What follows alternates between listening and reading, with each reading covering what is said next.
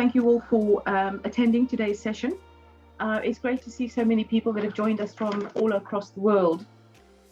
As you're logging on, as I said, please can you ensure that you remain muted and have your cameras off during the session, unless you're speaking, of course. Closed captions are available. If you wish, you can click at the bottom of the screen. There's a CC button. If you click that icon, that will provide you with closed captions. If you would like to raise a point, you can use the chat function, but we would ask that you try not to use this whilst people are speaking, as it can be disruptive for people using a screen reader. And if you have any technical difficulties, please get in touch with Ben. Ben will be sharing his email address with everybody in the chat box. Ironically, I've just said don't use it. Ben is going to be sharing it. And just for everybody's benefit, please be aware that we are recording this session today. So welcome everybody, good morning, good afternoon and good evening. My name is Louise Cathro, I'm the Program Manager for the High Volume Transport Programme. The programme is funded by UKAid and undertakes research into sustainable transport development in low-income countries across Africa and South Asia. Back in 2020, as the COVID-19 pandemic emerged, it was clear that transport would play a crucial role in mitigating the spread of the disease and would also be vital to keep economies moving. Since that time, we at the HVT programme have been working with a number of partners, including many of the people here today, to gather much needed evidence for how transport in low and middle income countries responded to the challenges of COVID-19. So today at this, our third Research Knowledge Exchange event, we want to share some of the research that we've supported, and we're delighted that all 20 projects now have their findings gathered in a compendium that can be downloaded from the HVT website. So during the session today, we want to explore with everyone what we can learn from transport systems and how they have responded to the impact of COVID across the transport sector, across Africa and Asia. The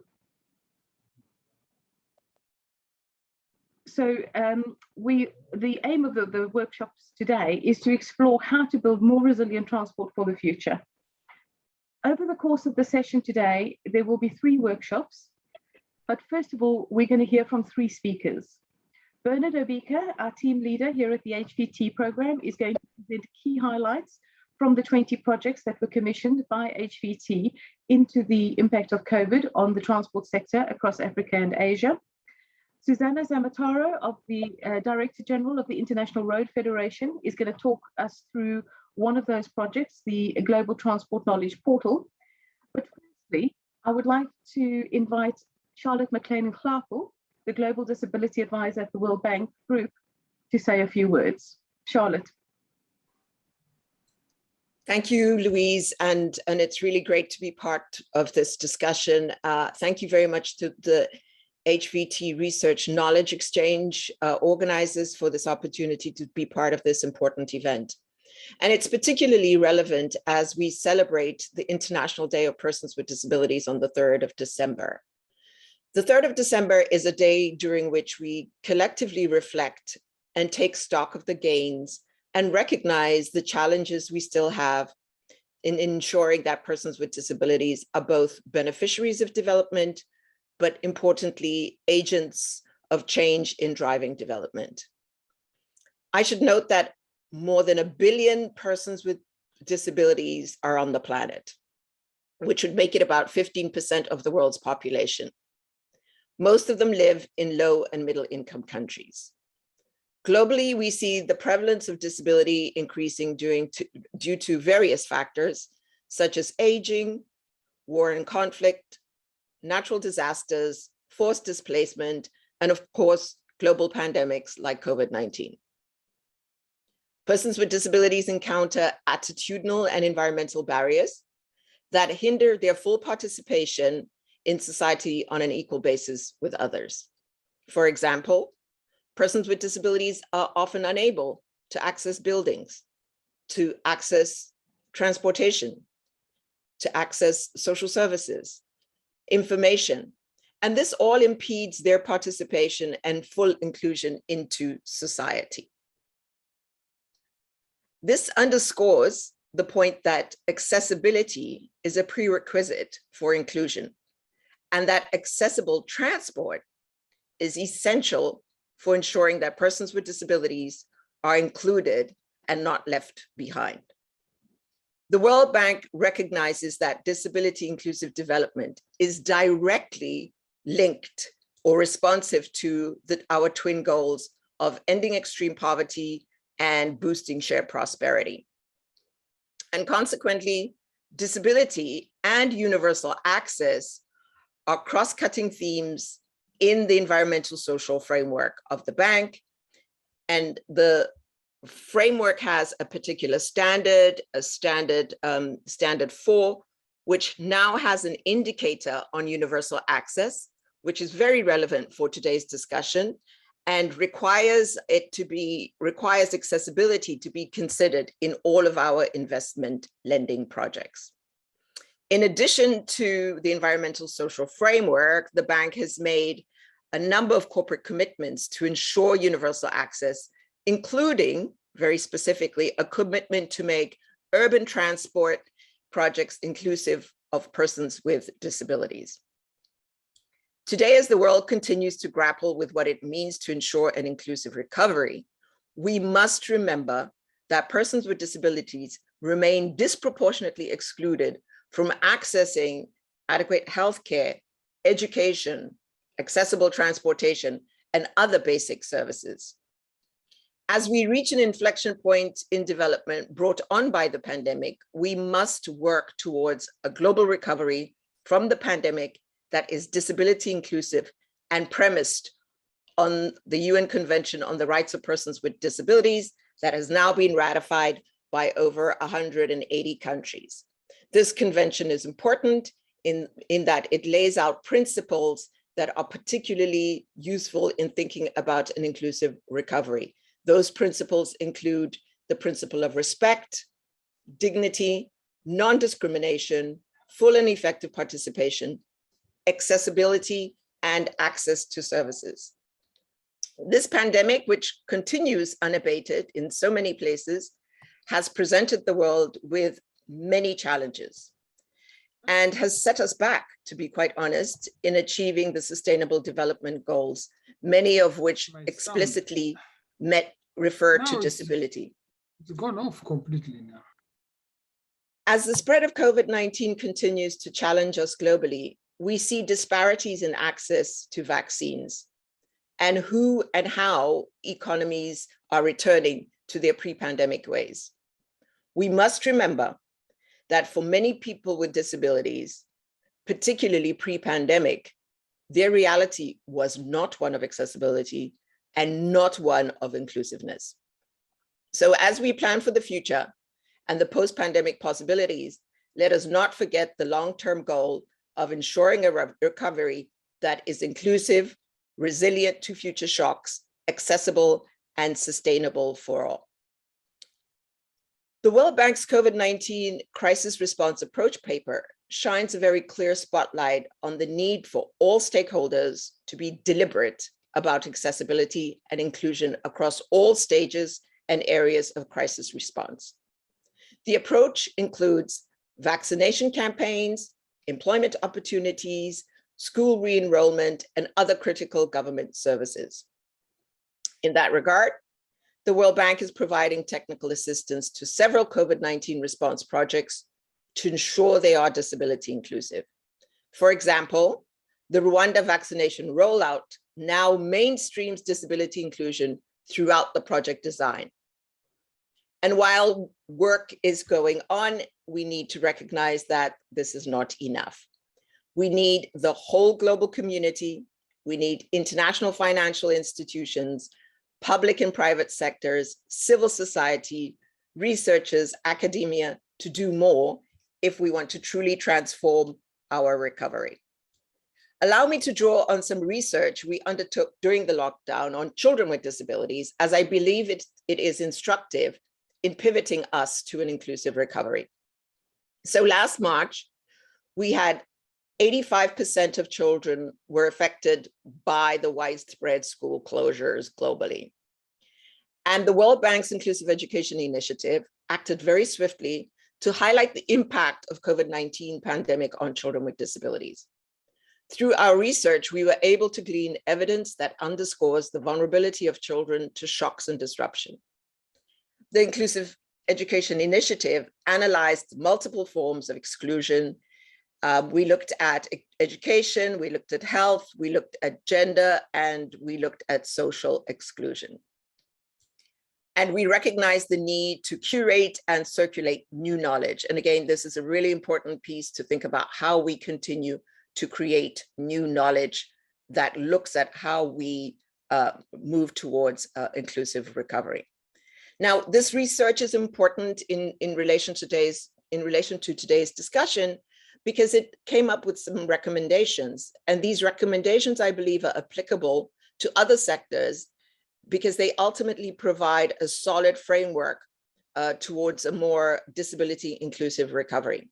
And I'll just quickly go over what are some of the recommendations, and hopefully they help in the discussion today. The first recommendation is to include persons with disabilities and their organizations in the planning from the beginning to the end in a meaningful way. So the whole issue around participation of this particular population. And in doing so, recognizing that persons with disabilities should both benefit from development, but also should contribute towards development. The second recommendation is to use a twin track approach, meaning that you plan for inclusive mainstreaming solutions to benefit, but also you plan activities that target persons with disabilities specifically. The bank has adopted the twin track approach, and this is spelled out in the Disability Inclusion and Accountability Framework. Now, what would a twin track approach look like in practice? Let me illustrate this by way of an example. Imagine an accessibility project to train bus drivers on how to ensure that they accommodate people with disabilities as they board or alight from buses. This would be considered a targeted track. Whereas if we had a project that supported a citywide bus rapid transit system that included accessibility features in all aspects of design, that then would be mainstreamed and would be track 2 of the twin track approach. But back to an inclusive recovery. So it's essential to advance the principles of universal access, to ensure increased access to physical, digital, and basic services for persons with disabilities, and to ensure information is made available in multiple accessible formats. And this is very important for transportation systems. We need to continue to build knowledge, to build that knowledge base on what works and how we can become more disability inclusive. We also need to invest in disability inclusion, and we need to ensure that accessibility is not an add-on, but that it is a central part of our design. And finally, we need to scale up the collection of disability disaggregated data. And this data is important because it helps us shape long-term inclusive models of transport, of services, and going forward, having this kind of data will be imperative. So in closing, as we tackle this unprecedented global crisis, let us do so with a renewed sense of how we want to reimagine our recovery and ensure that we have people and the planet at the center of development, and that we seize this opportunity to rebuild and refocus, and in so doing, ensure equity, accessibility, and inclusion for all, and ensure that nobody is left behind. Thank you. Super. Thank you very much, Charlotte. That was absolutely a spot opening for this event. So thank you, everybody. That's resolved.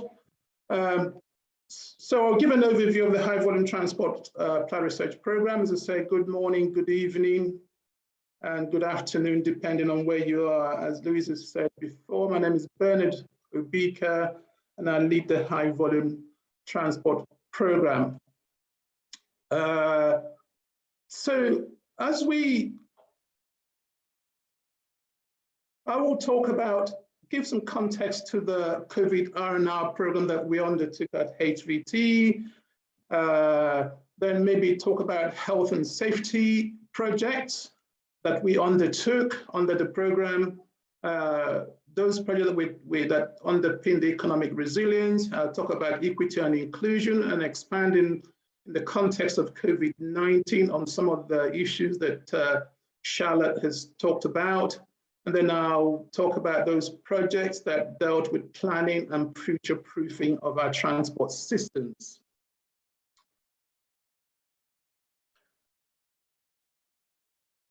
So, unfortunately, the COVID is still with us. As at the end of November, over 256 million cases had occurred, resulting on the unfortunate death of over 5.2 million people globally. The vaccine rollout has been effective, particularly in the global north, with 7.4 billion vaccine doses administered, while 3.1 billion persons have been fully vaccinated. If we look at the sort of regional description of infections, look at the figures in a slightly more detail, we see relatively lower cases per 100,000 people in Africa and Asia, with combined total of 20 million infected. When compared with Europe, which has over 83 million cases, and the Americas with over 95 million cases. These figures will unfortunately continue to increase as we go until we get over the pandemic. But they demonstrate clearly this has been a truly event that is unprecedented in the history. So by the time the World Health Organization declared pandemic status for COVID-19 on the 11th of March, 2020, we were already seeing chaos in the transport systems in the low-income countries. In India, for example, the transport system effectively collapsed as huge numbers of migrant workers rushed to return to their home villages. Informal transport system operators in South Africa used insecticides as disinfectants. Elsewhere, ill-informed transport operators continued to overcrowd public transport buses and trains. It was patently obvious for us at HVT that we knew that transportation had a key role to play in mitigation of the spread of the disease. But there was limited evidence based upon which to do it, leading to general misinformation. We also recognize that transport institutions had limited ability to respond, particularly in low-income countries. So we set about to gather and then disseminate critical information, as did some other transport organizations. We collated what worked and what didn't, and learned from Chinese authorities, the Hubei province where the COVID originated, in terms of what they did with the transport systems and what they did. We sent out a call for action to the transport community, recognizing that collaboration and productive working collaboration was essential to overcoming the problems. We also initiated the COVID response and recovery research in terms of evidence, which gave us an evidence for demand through the receipt of over 200 expressions of interest and innovative ideas, from which there were 45 research proposals. And after a thorough analysis, 20 research projects were initiated. So what I'll try to, in the short time that we have, I will try and summarize some of the outcomes which you will hear details of as we later on during this conference. I've categorized this into 4 perhaps the key areas, as I said, health and safety, economic resilience, equity and inclusion, and of course, future planning and future proofing. In Delhi, for resource-poor women, concerns regarding physical distancing and sexual harassment were eclipsed by concerns around immediate subsistence and availability of transport to get to work. This reverberated in a number of low-income countries where daily workers were more concerned about where the next food was going to come from rather than the pandemic. So for example, in the Benin City and in Lagos in Nigeria, we saw public protests after 3 days of lockdown, as people clearly, despite the onset of the pandemic, were more concerned about feeding and daily survival. Unlike perhaps in the global north, where there was a little bit more room to maneuver. The poor typically with less than 2% having access to personal vehicle, these income groups were more vulnerable to infections and disruption in public transport systems. We found that in India. And in Tanzania, we found that 81% of respondents reported that disability made them feel more at risk with COVID-19 when traveling.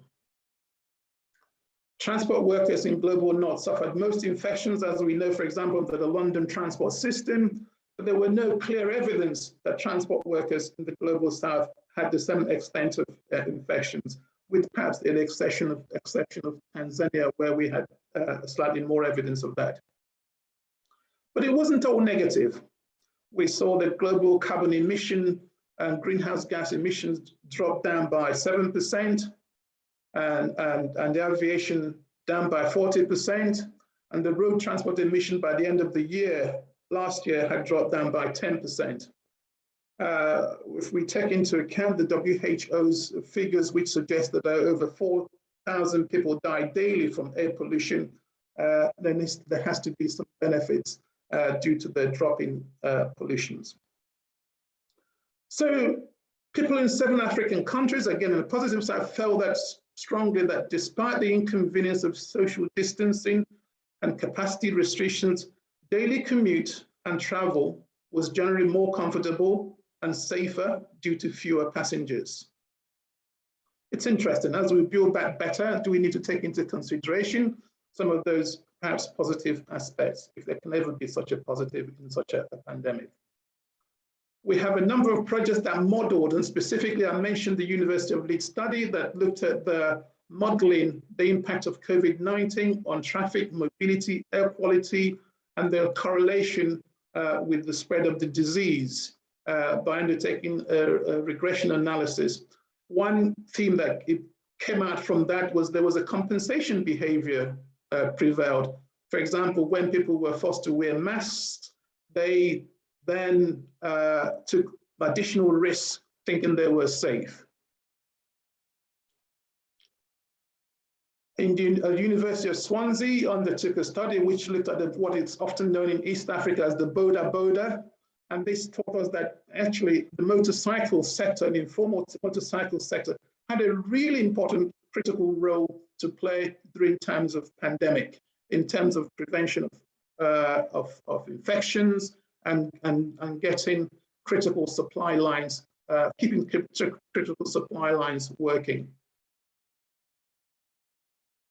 In terms of economic resilience, a number of papers, research work looked into those aspects.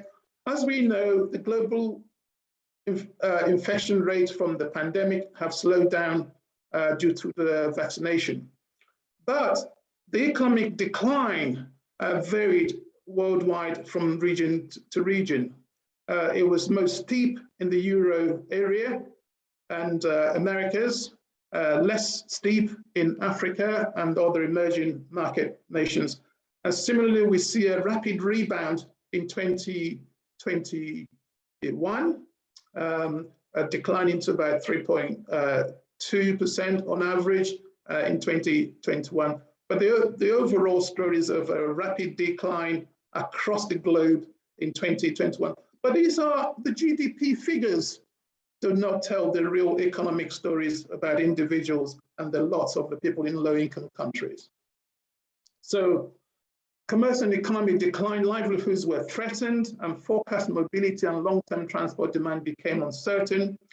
In Madagascar, we get a particular picture, helps to understand what this meant in terms of real lives of people in low-income countries. For example, the percentage of households reporting daily revenues below the household poverty line of $6.9 per day went up from 64% to almost 80%. Household revenues saw an overall drop of 59% reduction. Households with no main or regular source of revenue increased eightfold from 3.4% to 27%. At the same time, transport fares were increasing. By December last year, 60% people had reported income that income had not returned to the pre-pandemic levels, and that remains to be the case even till today. In India, 79% of resource-poor women in Delhi did not work in the 68 days of the lockdown and have lost an estimated income of £76 million. Rickshaw workers earned less money than their male counterparts.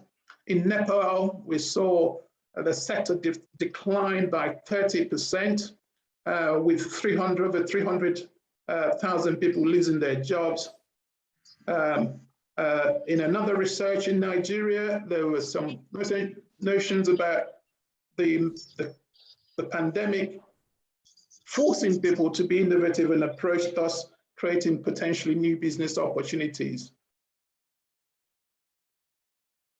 The world trade is forecast to recover from a drop of 5.3% in 2020 to a really vibrant return with a sharp rise to over 8% in 2021. These figures, in terms of the latest figures we have from the IMF, it's actually holding up. However, with the new variants coming that have been detected and the increased restrictions that are coming on board, it remains to be seen how these figures will hold. And in terms of equity and inclusion, about 7 of the research projects deal with issues of gender, issues of people with disabilities, and the overall inequalities we saw across the transport system during the pandemic. Generally, the pre-pandemic inequalities related to gender and disabilities widened as a result of COVID-19. Over 85% of women work in the informal sector in low-income countries. These women were more likely to have lost their sources of income and suffer domestic violence. The economic and social repercussions of COVID-19 pandemic and subsequent lockdowns disproportionately affected resource-poor women the world all over. Research in 4 African countries by Gail Jennings concluded that the COVID-19 pandemic has exacerbated existing inequalities for women and people with particular vulnerabilities in sub-Saharan African countries. So we see this across for people with disabilities, and the overall feeling of discrimination,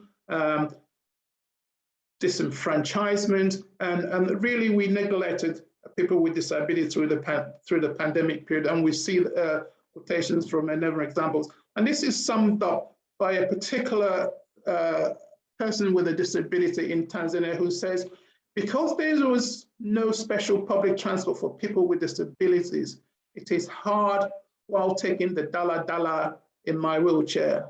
Not all people care about you and can give you a hand. Sometimes it felt like segregation. In terms of future planning, about 4 of the research projects dealt precisely with the future planning, future proofing, so that we are better and ready for the next pandemic that may come around. ITP focused their studies on Myanmar, which developed the best practice guide for transport planners in low-income countries to review design that is much more equitable for urban transport systems. There were questions in a number of research and what has the pandemic done to our overall progress towards the sustainable development goals, in particular in transport? Modal efforts, the progresses that we've made in terms of modal shift to shared transportation rather than individualist transportation, those have sort of taken perhaps a backseat. So during the implementation of COVID-19 related measures, for example, respondents used motorized tricycles for 27% of their journeys to healthcare, but only for 12% after lifting of the measures in Tanzania. Transport Research Laboratory in UK have produced a COVID transport planning manual, which again looks at how we better prepare for the future pandemics in terms of transportation planning, and involving local level, regional level, and international level transportation approach. So to summarize, we got evidence for demand from over 20 respondents, from which we awarded 20 projects, which you will hear about in the ensuing presentations, 26, looking into 26 low-income countries in Africa and Asia. The research concluded that there is an urgent need to develop transport systems that make transport equitable, less fragile, and more resilient to the future pandemics. The next steps, we're hoping that some of the breakout sessions will help you to help us sort of put some minds together around what ought to be the next steps. The document that we've prepared, compendium we've prepared from this research is available on our website, which we've suggested some headlines for the next steps. But clearly, we need your input from the breakout sessions where there will be perhaps more in-depth discussions. First of all, to say hello from a very cold and rainy Geneva, but I'm extremely happy to be with all of you this afternoon. I have to thank the High Volume Transport Program and UKAid for bringing us together this afternoon. As one of the beneficiaries of the grant, it's really exciting to see all of us who have put quite a lot of effort, I have to say, in delivering these 20 fantastic projects to be all together, but most of it also to connect with others today.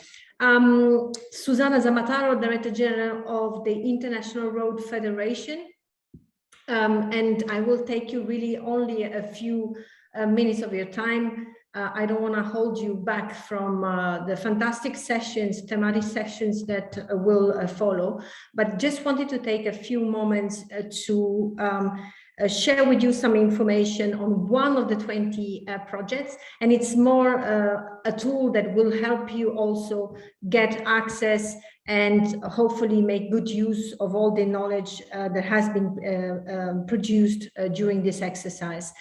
If technology is on my side, I will start sharing my screen. I want to tell you about the Global Transport Knowledge Partnership. Thanks to the grant from the HVT program and specifically the COVID fund, we were able to not only revamp and update the Global Transport Knowledge Partnership portal, but more specifically create a dedicated COVID-19 knowledge hub. For the quick history, GTKP was in fact initiated many years ago by DFID, currently now called FCDO.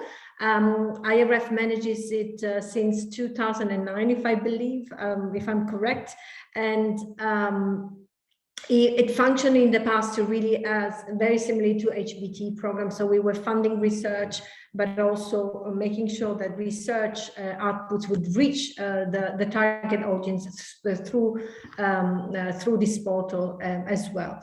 As I mentioned, the grant has now allowed us to update and modernize and revamp GTKP. What I want to mention here and show it to you is what you currently can find in GTKP when it comes to this new COVID-19 knowledge hub. So very quickly now, a run-through guide for the GTKP portal, a landing page. You will always see the latest additions to the library showing up here. So you don't need to screen the entire library to see what's new. But we have a search knowledge center with the themes, for example, COVID-19, and you can use the other tabs to refine your search as well. The entry, direct entry to the Knowledge Hub on COVID-19 from here. On the right-hand side, this is resources produced by the United Nations Road Safety Collaboration Group, so UNISC, and you will see that you will find on GTKP many other resources, including those produced by the RECAP program. So GTKP is really a knowledge hub. It's not the IRF knowledge hub. It's a knowledge hub we're building for the sector with the help of other partners. And my first message to you and request is to really join, reach out to us and contribute as well. We want to build this and continue developing this as a common house for all of us working in transport. Very quickly, when it comes to the COVID-19 knowledge hub, of course, it was not an easy exercise to try and synthesize and organize all the information that came out over the past 2 years already, almost. So we have chosen this practical entry. We look at the COVID-19 impacts, responses, and then we have a section deliberately on recovery pathways. We've also looked and created dedicated sections on what we call horizontal issues, transport, COVID-19 transport data, COVID-19 transport workers, and a specific focus on women, children, elderly, and people with disabilities. When it comes to COVID-19 responses, always use these flashes to navigate. You will see we have broken down the knowledge by mode of transport or type of transport, whether it's freight or passenger transport. GTKP really functions almost like a Wikipedia. So we have tried to summarize the states and provide you at the end of each of the page with the key knowledge items and links to other sources of information. And just to give you an example, probably I can look at the walking one page. I hope it's coming up on your screen. So you see summarizing stakes, there's always links to other resources, and at the bottom of each page you will find a selection of key documents, the recommended links, some presentations, other webinars where you can learn more, and also partners organizations, so links toward other organizations that will be very useful for you going forward. I put my timer and already see that I've taken 4 minutes, so I'll just invite you to really take a look at those resources. Most of it as well contribute to it. It's a living platform, so we keep adding resources as they come along, literally on a weekly, daily basis. A couple of other points of view of as I mentioned before, you find COVID-19 resources, but you will find also access to high volume transport program, the road safety, and access to RECAP, AFCAP, and ASCAP programs as well. We have been not only we have launched the website in its new form in March.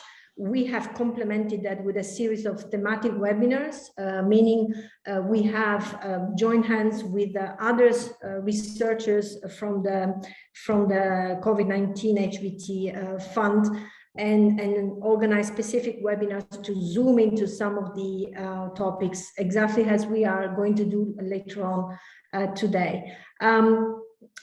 we will continue doing that. So reach out to us. We'll be happy to co-organize with as many of you going forward more webinars to make sure that all this fantastic research has come out of the 20 project really reaches the target audience and is used. We are here really to respond to this need to build the knowledge and make sure, as Charlotte from the World Bank was saying, we make sure that we shape recovery effectively, and let alone, unfortunately, still respond to new waves of COVID that unfortunately is still there with us. One final word, we are also trying to capture in the section webinars that you see at the top. Other webinars are coming up on this topic, but also on climate change and other topics. So keep an eye on that and make sure you flag out to us the webinars. You can use the contact form in here or reach out directly to IRF. We're in the process of creating a new section on climate change and also make sure we build those bridges with recovery in COVID-19. So stay tuned on that. Know as well there will be some maintenance on the site on Monday next week. It's routine maintenance just to make sure that the platform performs at its best, so it should not create any troubles. And know as well that there's a dedicated page on the compendium which is being launched today about GTKP, and we are here to respond to any questions. Feel free to reach out to us. Thank you. Thank you very much, Susanna, and thank you to our speakers, Bernard, and to Charlotte McLean-Clarko from the World Bank.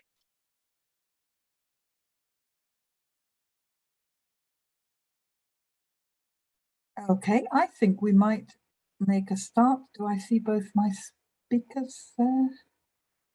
No, we haven't got, yes, we have. So Gail and Sonal, are you happy to come back and join us? Yeah. Lovely. Okay, good to see everybody. Thank you so much for joining us. I hope you've had 2 very good sessions and you'll now have a 3rd excellent session. We're going to hear our 3 speakers, one of them as a recording because he's unfortunately unwell and was only able to do this once, and our 2 very live and very expert women. And we're then going to have a discussion. I'd like you to be thinking as we hear the presentations about the key topic we've been asked to address, which is what are the 5 most important lessons that have been learned from the impact of COVID on vulnerable groups, including women and older and disabled people, that should be brought into local, national and international planning for future development. So, you know, let's see if we can take some positives from the terrible experiences of COVID and actually build better transport systems as a result that are more responsive to the needs of the wider population. So let me jump straight in and invite, first of all, Gail Jennings to speak.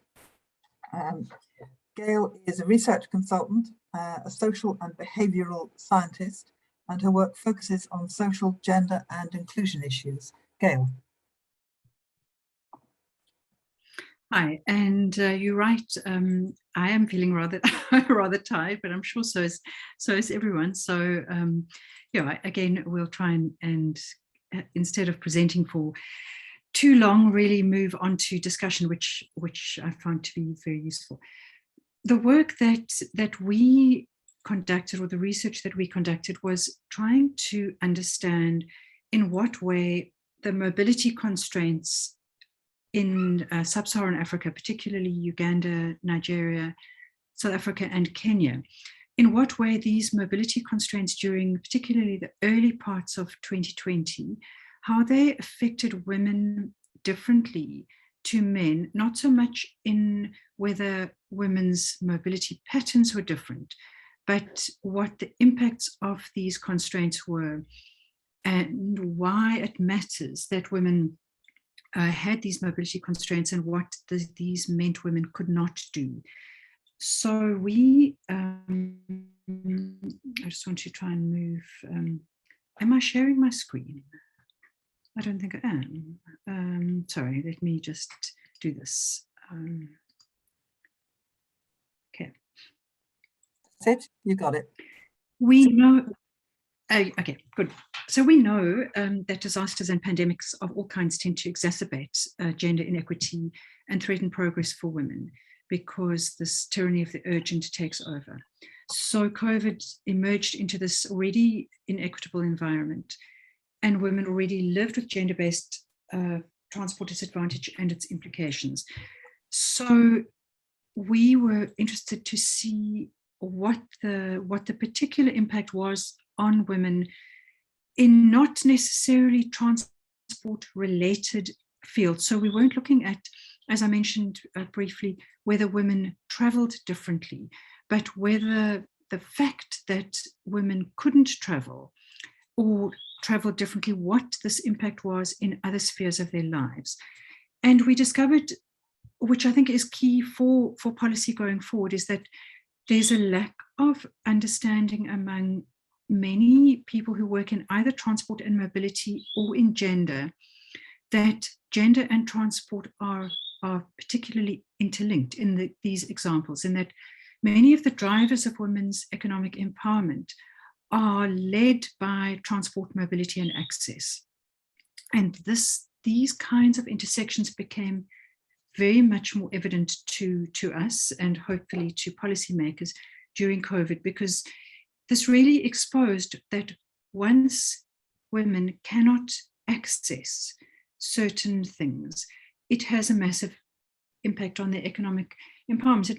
It might seem obvious, but it was even interesting in doing research how we had to probe sometimes, trying to, if we talk to women about how they were possibly less able to purchase food, or less able to purchase affordable food, or less able to get healthcare, how it wasn't always evident that the common denominator in these areas is access to some form of mobility or transport. So this was key to our findings. I wanted to talk about some more of the impacts of this mobility constraints, which is, if we look at the UN panel on women's economic empowerment, the drivers of women's economic empowerment, things like strengthening visibility, improving public sector practices, building assets, recognizing, reducing, and redistributing unpaid work and care. All of these 7 drivers were fundamentally affected by the lack of mobility. And it might seem unintuitive in the beginning that something like unpaid work and care would be affected by mobility and transport. But when both women and men were working from home because of mobility constraints, women just fell straight back into the roles of unpaid work and care in a way that they might possibly have been managing to escape from otherwise.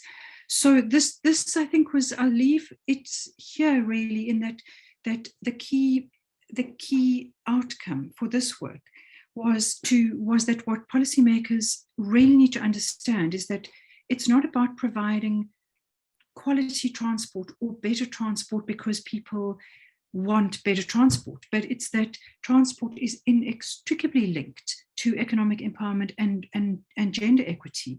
And unless this is really deeply understood, then transport cannot be used as a driver for economic empowerment or gender equity. And gender activists won't necessarily pay attention to the transport sector and challenges in the transport sector. We find that things like harassment on public transport and gender-based violence, that is an area where there is discussion and there is recognition of the intersection. But in many of the other respects, these are not discussions that are being held.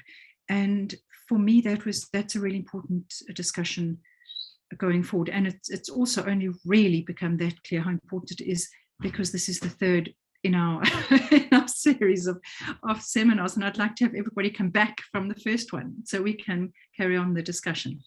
But thanks. Thank you, Gail. We will, or I will be briefly presenting a summary of what we've discussed in the plenary. So I think everybody can share in the sort of progressive discussion that we've had, which has been extremely useful. Sonal, let me turn to you. Sonal is an expert on urban planning, design, sustainable transportation and gender issues, Executive Director of the Centre for Sustainable and Equitable Cities and founder of the Urban Catalysts. Sonal. Thank you so much, Anne. And so, one sec. Okay. Okay. So I think, as we all know, that the COVID-19 pandemic revealed the triple burden that women were bearing. One was one that related to reduced incomes, significant increase in household and care work, as well as increase in domestic violence. And one of the other aspects that really came to the forefront was that it had disproportionately affected informal workers. And we find that 92% of women in developing countries are informal workers, right? So yet there was a very limited understanding of how the pandemic had affected this group of workers, their mobility and access, and what could be done in order for transport, like Gail mentioned, for public transport to help them resume their work, their earnings and livelihoods. And so this is where we centered our research, which was providing evidence to understand the impacts of COVID-19 on resource poor women's mobility, as well as inform policy guidance and responses by LMICs. While we did a deep dive in Delhi, we had learnings for large cities, medium and large cities in South Asia. Our process also revealed and addressed some of the gaps that we found in the policy environment, which was that while we conducted a literature review, we adopted a bottom-up approach of consulting with women's groups and membership-based organizations in South Asia to obtain a bottom-up perspective on some of the aspects we mentioned previously. Use that to increase awareness and sensitize transport practitioners, and also gain their input and on how we could move forward with our research design. Phase 2 primarily involved primary surveys of around 800 plus with poor women informal workers, 400 surveys with on online platforms, as well as qualitative interviews with women informal workers. Our findings were presented to decision makers to kind of understand what they thought and what they think could be done. And that then became part of our recommendations to them. So very quickly, we compared the pre-COVID-19 scenario with what was happening as cities unlocked. And we found multiple things that were addressed or came up from a gender perspective. One was curtailed services meant increased waiting times, for public transport, crowding at the bus stops, reduced physical distancing, and women were often unable to board. Fare hikes in private buses and paratransit meant that there was an affordability concern for poor women informal workers, and that while authorities were implementing contactless ticketing and using smart technology, this was leaving out women who did not have access to these. And our findings from membership-based organizations and transport practitioners give us an overall perspective on looking at aspects of loss of incomes resulting in dependency, as well as the disruption of the livelihoods and mobility linkages on one hand, whereas the transport practitioners asked us to explore the pink tags, what might be the next preferred mode, if not bus-based public transport, and how data could inform policy recommendations. And one of the interesting things that we find, which requires future research, is when we mapped women's workforce to public transport connectivity in Delhi, we found that the peripheral areas where there was limited public transport connectivity also had poor female workforce participation. I think more work needs to be done on this, but this was interesting. And while the Delhi government had proposed free transport for women, and we saw an increase in the share of women from about 30% to 37 to 40%, there were multiple aspects that we discovered. Women informal workers said, and we found that only 10% of them had access to smartphones, personal smartphones. About 84% of them and their households did not own a vehicle, making them more vulnerable to disruptions in public transport. And we also found that there were differences depending on the type of informal workers, for example, domestic workers versus street vendors. We also found differences between the resource for women who were interviewed over the telephone in low-income settlements versus our online survey respondents, and that really highlighted the need to create strategies that focused on this vulnerable group. A key aspect was that while 81% of all trips were made by bus, and 19% were made by predominantly shared paratransit, we found that about 55 to 60% of P-card trips by resource-poor women were by paratransit, reflecting two aspects. One, reduced frequency, or that the destinations were not served by public transport. The next preferred mode was paratransit due to reduced waiting times. And the concerns around bus-based public transport were not really very different from the pre-COVID scenario, expressing, highlighting a persistence.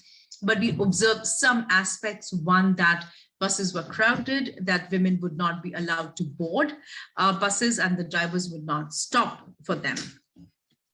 And so some of our recommendations included partnering with women's unions and membership-based organizations so that transport departments could incorporate their perspectives at early stages before formulating policies, thinking about multimodal subsidies that would acknowledge women using multiple modes of transport for a single trip, improving digital literacy, and creating dedicated teams for women's safety in public transport operations centers, as well as also exploring other forms of technologies to increase women's access to information and public transport schedules. Happy to discuss this further. Thank you.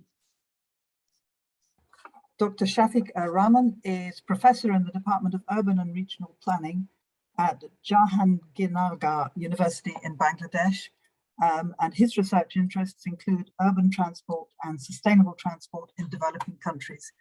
Welcome, Dr. Shafiq. We're delighted that you're with us, and let me hand over to you. Thank you very much, Anne.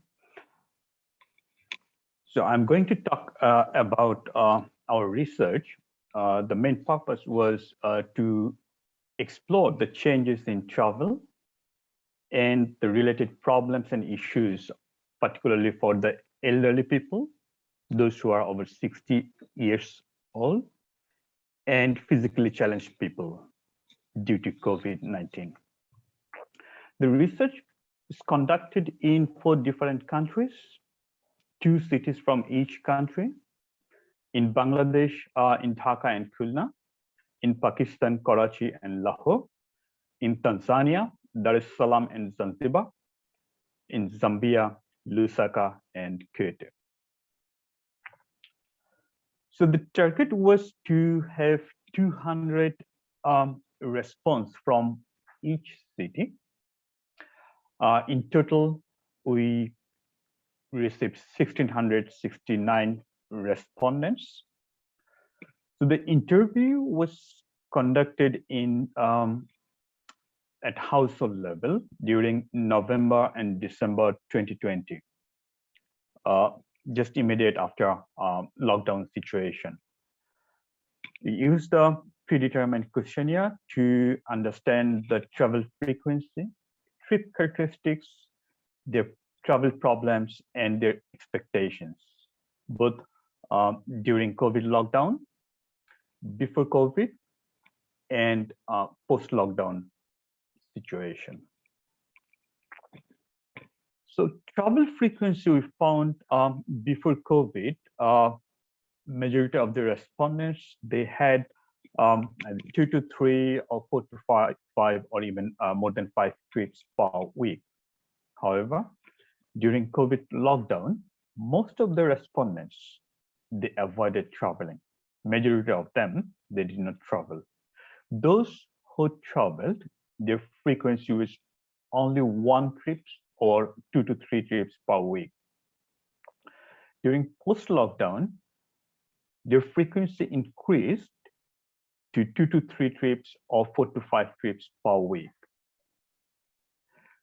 If we look on the travel purpose, the personal need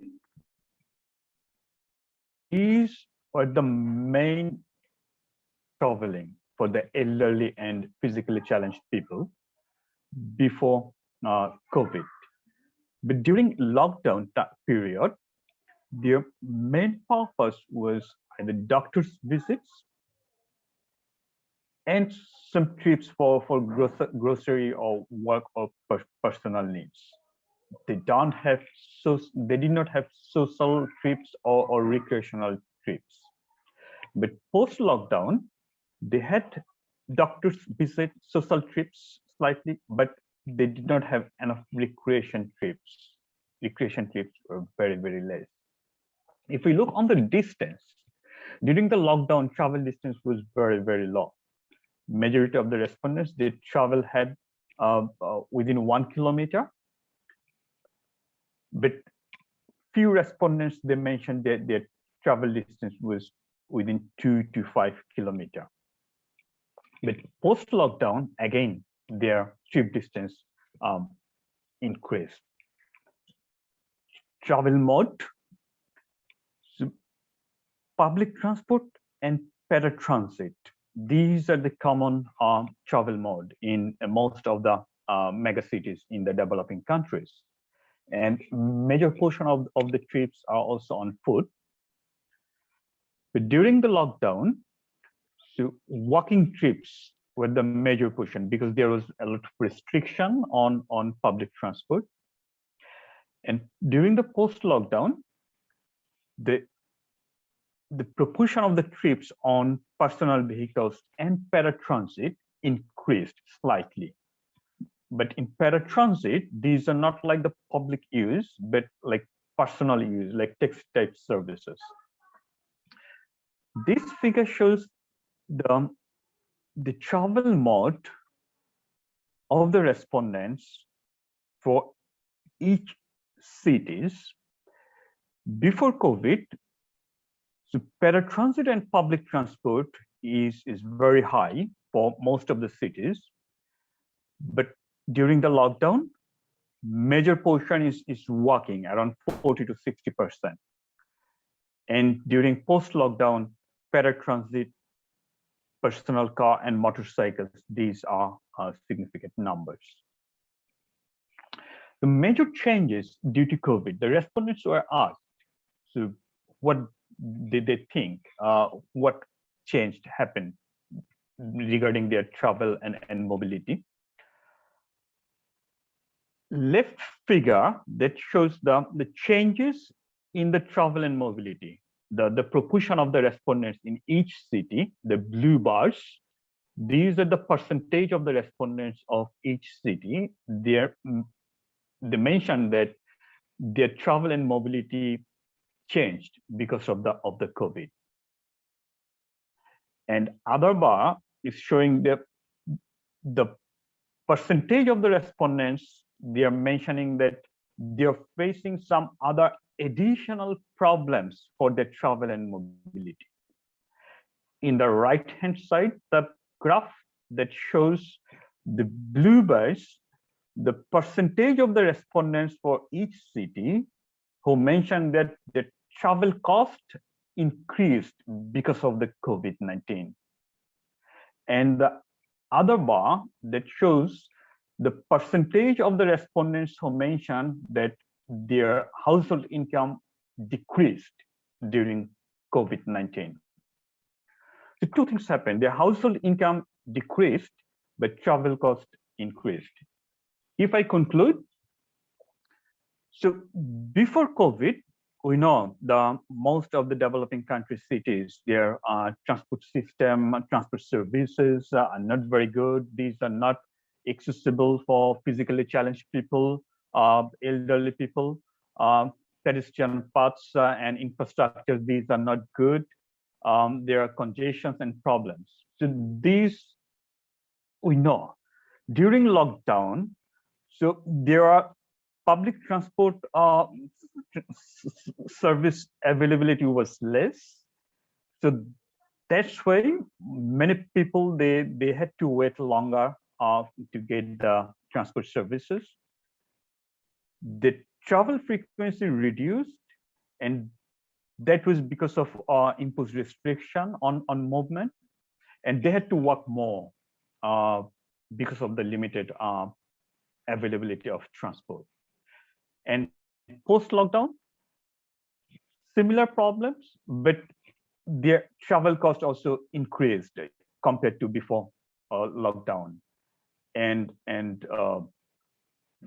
the travel cost increased. They don't feel comfort to using the face mask all the time, and not everybody is following the rules and regulations and compliance. So I'll stop here. So if any further questions and query, then I will add up. Thank you. Okay, thank you. Unfortunately, Dr. Rafiq is not here for us to put questions to him, but I'm sure we can follow up with him.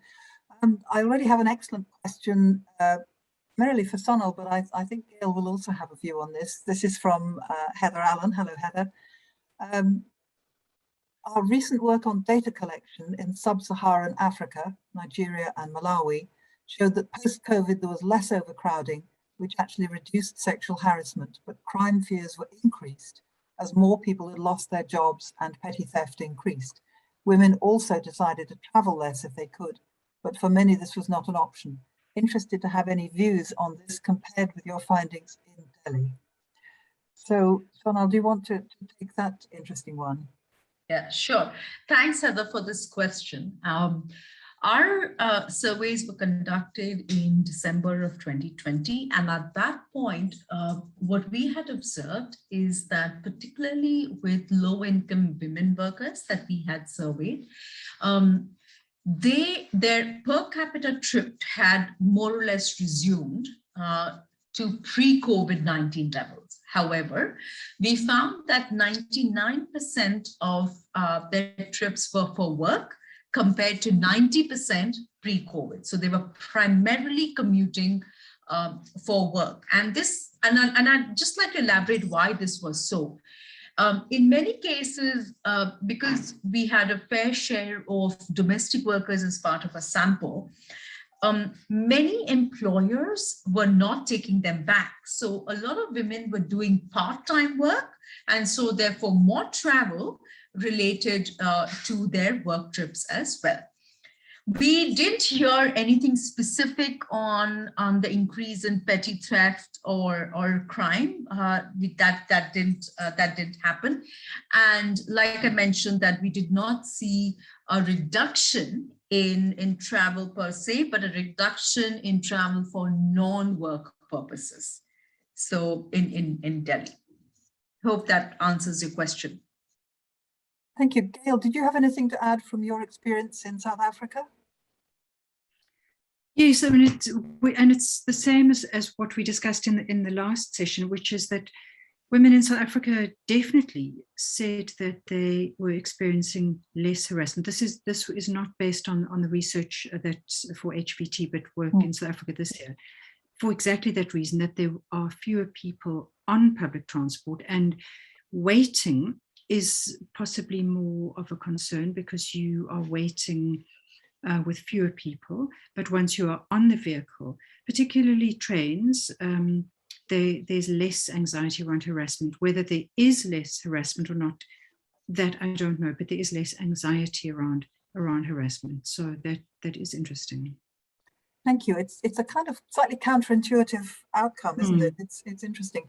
can I say, if anyone wants to speak, you're very welcome to put up your little yellow virtual hand or to use the chat function. And Anne Jocelyn from what I still call DFID, my apologies, said she's curious whether either of the speakers have seen any impacts of their research yet.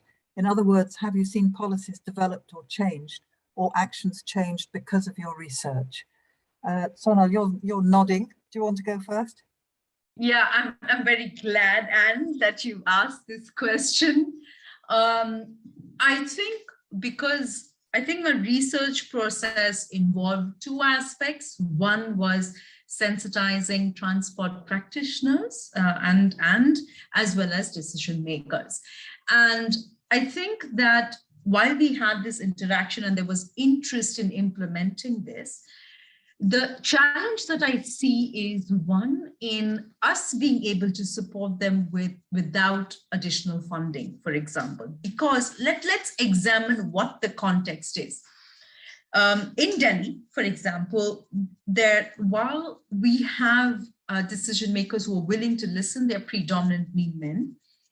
If you want to push an inclusive agenda, you need to provide consistent technical advice and capacity building support to them so that gender, and I'm also going to get access for persons with disabilities on the agenda on every project, every intervention. And I think this is where this gap lies, is while we saw interest, I think what we need is sustained support. And I think that can only be enabled if there is additional funding as well available that not only looks at research, but also provides funding for implementation support. I hope that also answers your question, at least for our context in Delhi. Thank you. Gail. I think, policy change is slow. So, even in a pandemic, it's amazing how when there's a very strong will to change policy dramatically, which happened during COVID, policy did change dramatically, but that's exactly what what the quote I used about how the tyranny of the urgency. So that kind of policy changes, we can have disaster regulations, we can have dramatic changes, but when it comes to policy that has a more long-term consequences, that takes a long time. So no, we haven't seen policies developed and changed or actions changing, but I do think that there is more awareness of these challenges, particularly around the intersections between transport, mobility and gender. And some of this work that I've been doing is feeding into a different project, which is with the World Bank, looking at a gap analysis of transport, mobility and gender policies in a number of countries across the world. So those insights are feeding into that, and that will hopefully eventually feed into something else. So, these things are slow, but we do often see outcomes. And obviously that is our goal. Don't want to do research that's just been interesting for ourselves, although, that's that is always nice, but that's not the purpose. Sure, but in a way, today's event is part of that process of trying to take the research and set the ground rules for the policy that needs to follow. So I hope we can really, pick out the bones of the really interesting research that's gone on and start to formulate policy that can then be pushed forward on the agenda at different levels. We have I guess I call it a comment from Amanda Gibbard, my friend from the DOT in South Africa, who says that we found with rail in South Africa, the GBV was unacceptably high before COVID. This was the result of ongoing institutional problems with the rail system that resulted in services being cut. As a result, there was more overcrowding on rail and more violence. Now the rail system has largely collapsed. The collapsing economy makes it difficult to fix problems that are now deeply ingrained. Gail, this is your territory. Do you want to comment on that? Well, I think that's very much what I had been saying, is that with the less overcrowding on rail, there has been, in the work that we did, and that was in Cape Town, there's been less anxiety around harassment because there are fewer people. But yes, I mean, rail, yeah, it barely exists anymore in South Africa. So it's a very big challenge. Although something else that is interesting about rail and harassment in South Africa is that traditionally women have found traveling on rail to be more of a concern because you are in a carriage that doesn't necessarily have a driver or any kind of official person. You are left to your own devices in a train carriage, and sometimes women would say they felt more comfortable in a crowded carriage than in an empty one before COVID, because you were more likely you were less at risk. But women in work in Cape Town say they prefer traveling on minibus taxis because there is a driver. So there is someone who has some kind of official status, and you're not quite kind of left on your own. I think that's the presence of uniformed staff is hugely important to women, to disabled people, to older people across all transport modes. And I suppose, you know, looking to take something positive from the collapse of economies around the world, we have a chance to build back better if we can learn. Dear me, that's a Sir Boris Johnson expression. I'm ashamed to use that. It gives us an opportunity to try and fix some of the problems as we start to rebuild, rather than just putting things back the way that they were. Because I think we have learned some very clear lessons from the COVID experience and the research that has thrown a spotlight on it. We have just a few minutes left. Would anyone like to put up their hand or post in the chat room? I wanted to respond to that briefly, just because while there might be the opportunity to build back better, the point that Amanda made is that in sub-Saharan Africa, with very economies suffering terribly, and rail has collapsed, partly because there was no surveillance during COVID and rail tracks have been stolen. So one might be able to build back better if there was the finances available. That isn't going to be the case, and in many instances it's going to be that build back nothing. And the problems and the challenges are really, have become increasingly intractable. And I mean, that is, that's, sorry, we don't want to end on a negative note. So let me stop and let's quickly end on a more positive. Okay. I see, Amanda, you've got your hand up, so maybe something positive to send us off on a good note. Hello, and it's nice to be part of this workshop. It is a problem, but I think my point that I was trying to make in the discussion that we sort of got going with Gail is that there were definitely problems with rail before. As she's already indicated, waiting on a station with nobody around is a problem. The overcrowding that happened was largely in the doorways, and so women got groped in, getting in and out of the train with the overcrowding. I think that the point that you're making about having more staff around on the system is a really important one. And I do think that, we've got these horrendous infrastructure problems with stations. They're not level. You can't get on the train if you have a disability. And yes, the system is wrecked, and it is awful, the amount of pilfering that's going on. There is an opportunity to say then that if we're going to build it back, let's build it back accessible. And there's a lot of ways in which rail can do things that buses can't do. You can always find a rail station. You can't find a bus stop sometimes. And there's a lot of, if communities are dispersed, it's easier to fix transport with a rail system than a bus system. So there's lots of positives. It's just we've got to get to a point where we can make the most of them. Thanks. Thank you. It is now time we wrap up. So thank you for leaving us on a positive note, Amanda. I want to say a huge thank you to Sonal and to Gail. Goodness, I know just how hard it is doing the same thing 3 times over. You end up wondering whether have I said this before? I'm not sure. I'm sure you're exhausted, but a lot of hugely interesting material there. We're now going to go back. Everybody will be miraculously reassigned to the plenary, where we have just a few minutes to present the outcomes and to wrap up. So I will be doing my best to do justice to the excellent presentations that you've made and to the comments we've had from participants. So thank you all very much indeed. And just, I think, hold on while something wonderful happens and you're suddenly back in the plenary. Thank you.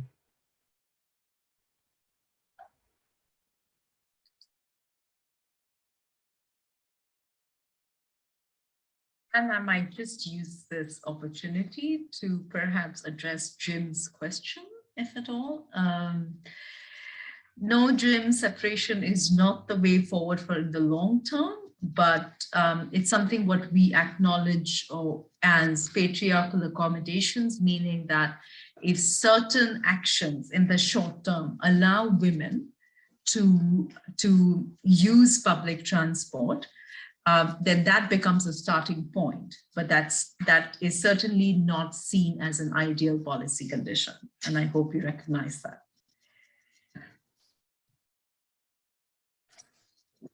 Thank you for picking up that last minute point, and a very useful one.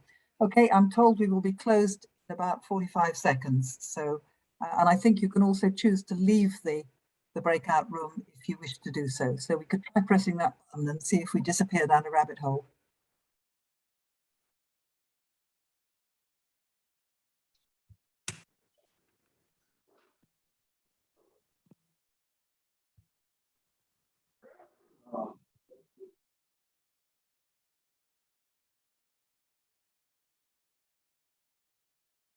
And once again, good morning, good afternoon, and good evening to you all.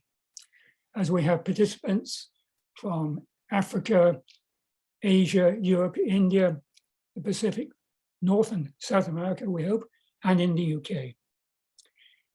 In this session, we are sharing our research evidence and experience set around two questions that we would also like you to respond to. These questions are, how is research and experience of COVID-19 helping businesses, regional transport, trade facilitation and logistics to recover from COVID-19 disruptions? The second question is, how is research and your experience of COVID-19 helping public transport, that is long distance, road and rail, and in cities, to re-establish pre-pandemic services and ridership on public transport, and thereby reduce individualized transport? To address these two questions, we have two distinguished speakers. Kevin McPherson, who is a principal consultant at Transport Research Laboratory in the UK, and Dr. Jagdish Pokharel, chairman of the Nepal Institute for Urban and Regional Studies. Kevin is a leading asset management consultant specializing in strategic network management in low and middle income countries and for Highways England in the UK.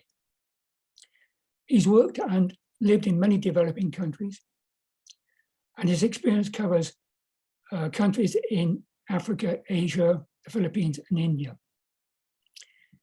Kevin and his colleagues therefore bring a wealth of transport experience that made them well qualified to develop this planning guide on making transport in low-income countries resilient to pandemics. We'll now hear from Kevin, and then I'll introduce Jagdish. So over to you, Kevin. Tell us about the guide. Okay, thank you, Bruce. Hopefully you can hear me and see my screen. We can and can see your screen. Good, thank you. So as Bruce said, Kevin McPherson, Transport Research Laboratory in UK, we did the project under the HVT programme to produce a planning guide to help make transport in low-income countries resilient to pandemics.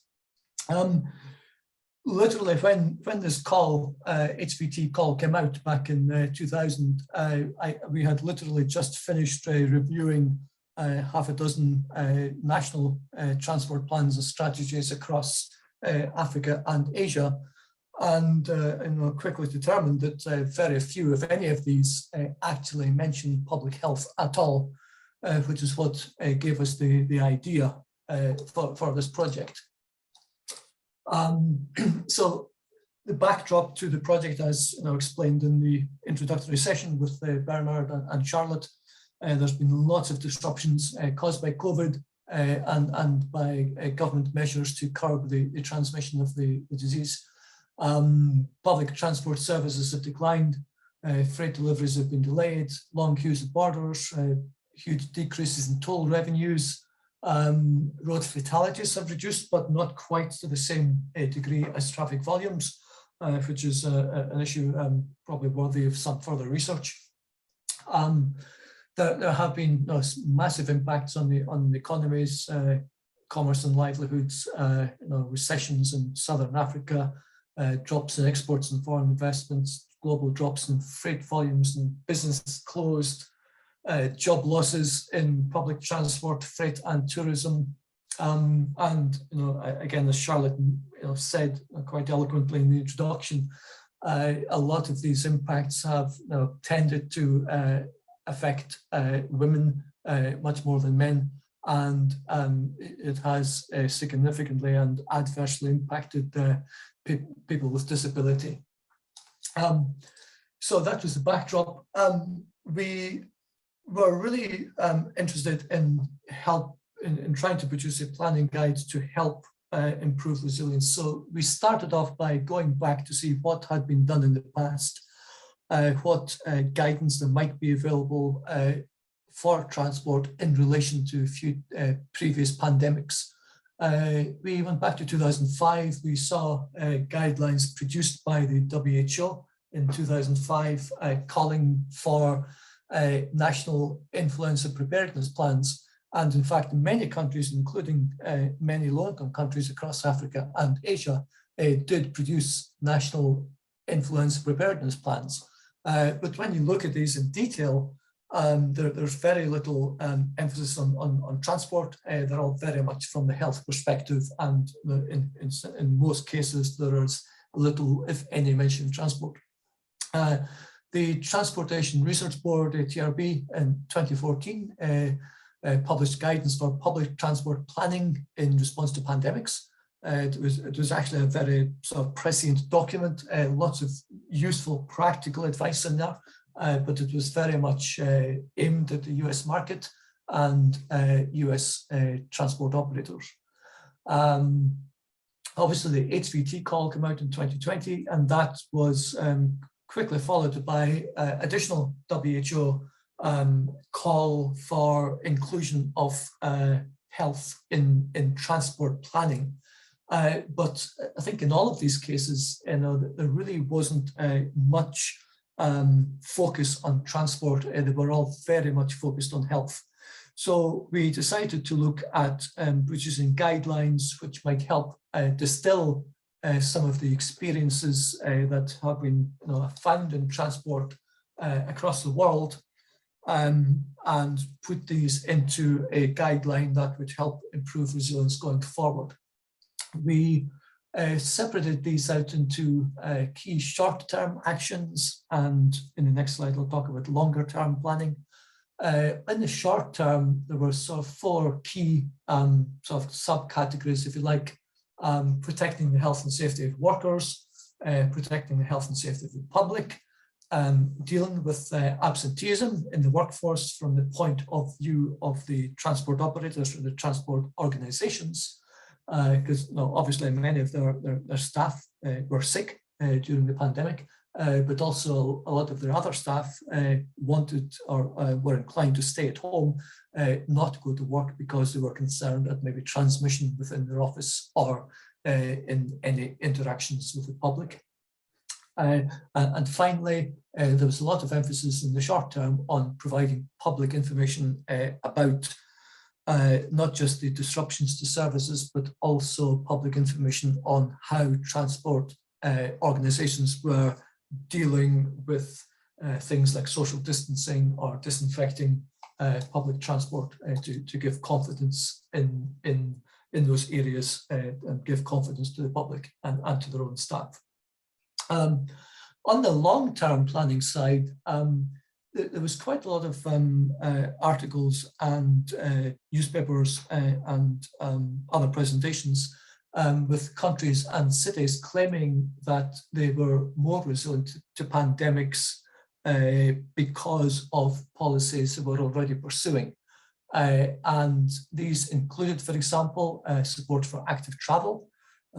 People have bicycles or walking or e-scooters, e-mobile, e-mobility, that improved the resilience to pandemics. So if public transport was no longer operating, then people had alternative and perhaps safer ways of traveling. Streamlining processes and procedures at border crossings. There were lots of examples, case studies in the guide as to massive queues at borders. Implementation of e-procurement systems, quite important to keep the economy moving so that companies, organizations, individuals did not physically have to go to government offices to submit procurement documents. That helped in a lot of, for example, infrastructure maintenance contracts, keeping the economy moving during the pandemic when a lot of people had lost their jobs. E-payment systems clearly as well, in terms of the transmission of the disease. E-payments can help a lot in reducing the amount of cash and physical handover of cash that can again help prevent the disease spread of the disease. So a lot of what was included in the Sum for All Global Roadmap of Action, the GRA, if any of you are familiar with that document, a lot of the policies that it espouses for sustainable transport, if these policies had been implemented, then countries tended to certainly believe that they were somehow more resilient to pandemics. So a lot of the long-term plans and measures going forward are recommended to have a closer look at the GRA and look at aspects which not only improve sustainability, but also improve resilience to pandemics. So we produced the planning guide. It's on the HVT website. It gives a little bit of background as to how pandemics created the transport crisis. It gives operational planning guidance for all transport organizations. It talks about the long-term aspects, and it talks about the responsibilities for creating a sort of pandemic plan for transport. And that the planning guide, it actually gives quite a big matrix of responsibilities, with recommendations for how to create a transport plan for pandemics, or a pandemic plan for transport going forward to help improve resilience. Intended use of this research, we'd like it to be used by ministers of transport or national and city transport planners to improve resilience. We'd like it, again, I guess at the end of this presentation, we'd like you to share your experiences with COVID and transport, and certainly if you have any observations or comments on the guide, if you've been able to read it, or on how to improve the uptake of the guide going forward, then that would be very, very useful. So with that, I'm going to hand back to Bruce and look forward to any questions at the end of this session. Thank you. Thank you very much, Kevin. Given time is passing so quickly, I will move on to introduce Dr. Yagidis Pokharel, who leads the Institute in its goal to help Nepal build sustainable, prosperous, happy and caring cities and villages across Nepal. This is quite an objective. And to achieve this goal means tackling Nepal's increasing urbanization and its growing and aspirational young population. But Dr. Pacaro and his colleagues' experience in urban transport planning meant his team were well placed to carry out this evaluation of COVID-19's impact and infection control measures on public transport in Nepal. Jagadish, you've got 7 minutes to make your presentation, and then we'll just have just under 10 minutes for discussion. So over to you. Thank you very much. Thank you, Bruce. Can you see my screen? I can, yes. Okay, very good. This time I have saved a lot of time from the previous one. Indeed. Thank you very much. Very good. Thank you, Bruce, and welcome all the participants in this third workshop. My name is Jagdish Pokhrel. I'm speaking from Kathmandu now. My institution, Nepali Institute for Urban and Regional Studies, actually conducted this research on the impact of infection control measures on public transport sector in Nepal. It was at a time when the lockdown was gradually lifted and government has issued several guidelines to the private sector operated transport sector in Nepal. And then people had started coming out and using the transport sector gradually. It was not happening at the pace that one would expect to have. Of course, the impact of this lockdown and then this effect on both health and the economic side was very severe, and the transport sector was yet to revive. So our research question was, what is the impact of these measures on transport sector? What would it take to revive it? And what are some of the risks that people actually perceive? And what policy measures should be taken for public sector transport service to be resilient to COVID? These were the three main questions. We observed that the response of the operators, the public, was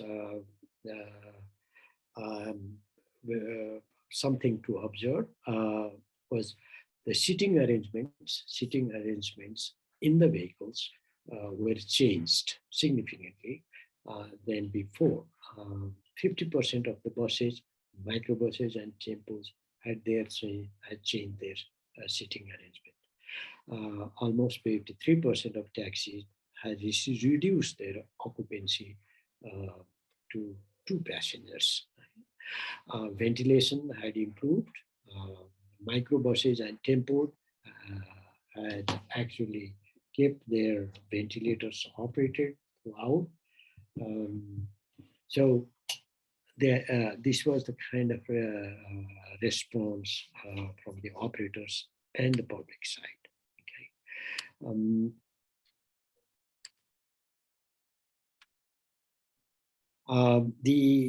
However, when we conducted the research, we found out that the operators' awareness level was very low, passengers' confidence was very low, and of course, the enforcement was very weak. About 25% of the buses and microbuses operators and less than 16% of tempo operators actually were aware of the government guidelines. Of course, the taxis and motorbikes, they were more aware, these small vehicles. Passengers' confidence was low. Only about 12% people felt that buses were safe. A little bit a high number of people thought the taxis were safer. So the smaller vehicles, they perceived as safer than the bigger ones. The enforcement level was very low, of course, and about less than 12% of buses and less than 9% of buses taxis were actually inspected by the authorities, whether these guidelines issued by the authorities were followed. Okay.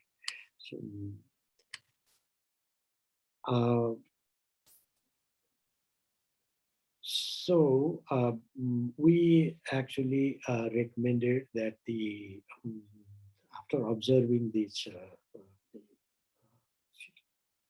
implementation gaps, we suggested that even small incentive can work very effectively. That's what we found out, and that's what we recommended that the government agencies do. A wider range of vehicle types was something that would increase the confidence of people and using the transport. And, it was the responsibility of the vehicle operators had to realize that it was their responsibility to increase the public confidence in their vehicle. So they had to come up with certain measures, very visible ones. And they should also use the new innovative ways of meeting those standards were invented or were introduced. They had to use those. And of course, we also realized that new market had opened up because of this new situation, because of this crisis. So we encourage them to— 1 minute, Jagadish. We encourage them to understand this new market and try to expand their businesses accordingly. Overall, we also thought that the policy making lacked the required database so that we could come up with a very good informed policy to convince people. So we suggested the government sector to actually establish those databases for further research.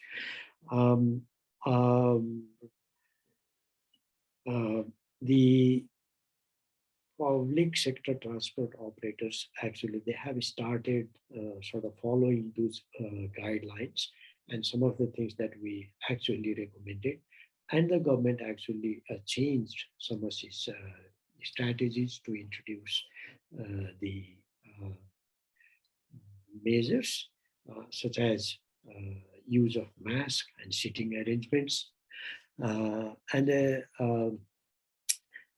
Public confidence has gradually increased.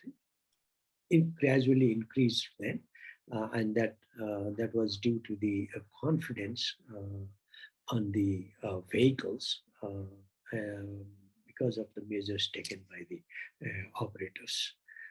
So this way, we could see that the transport sector was gradually reviving.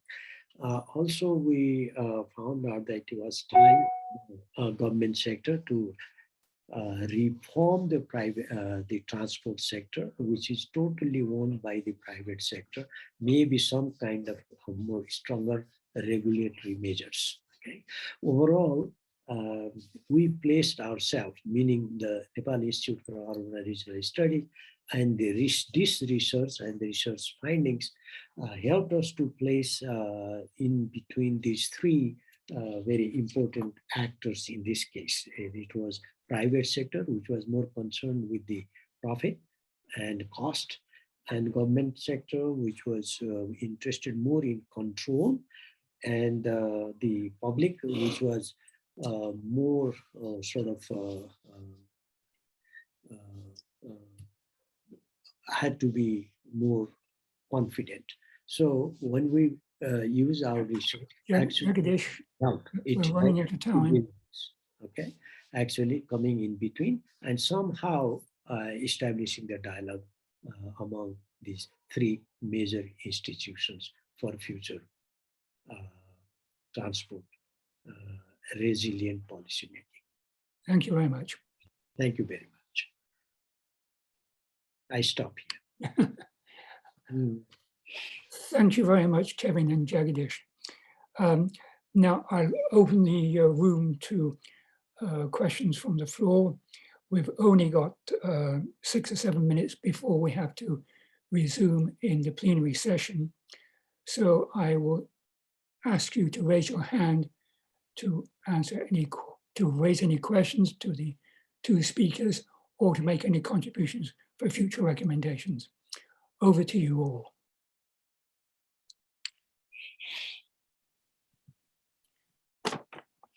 Do we have any?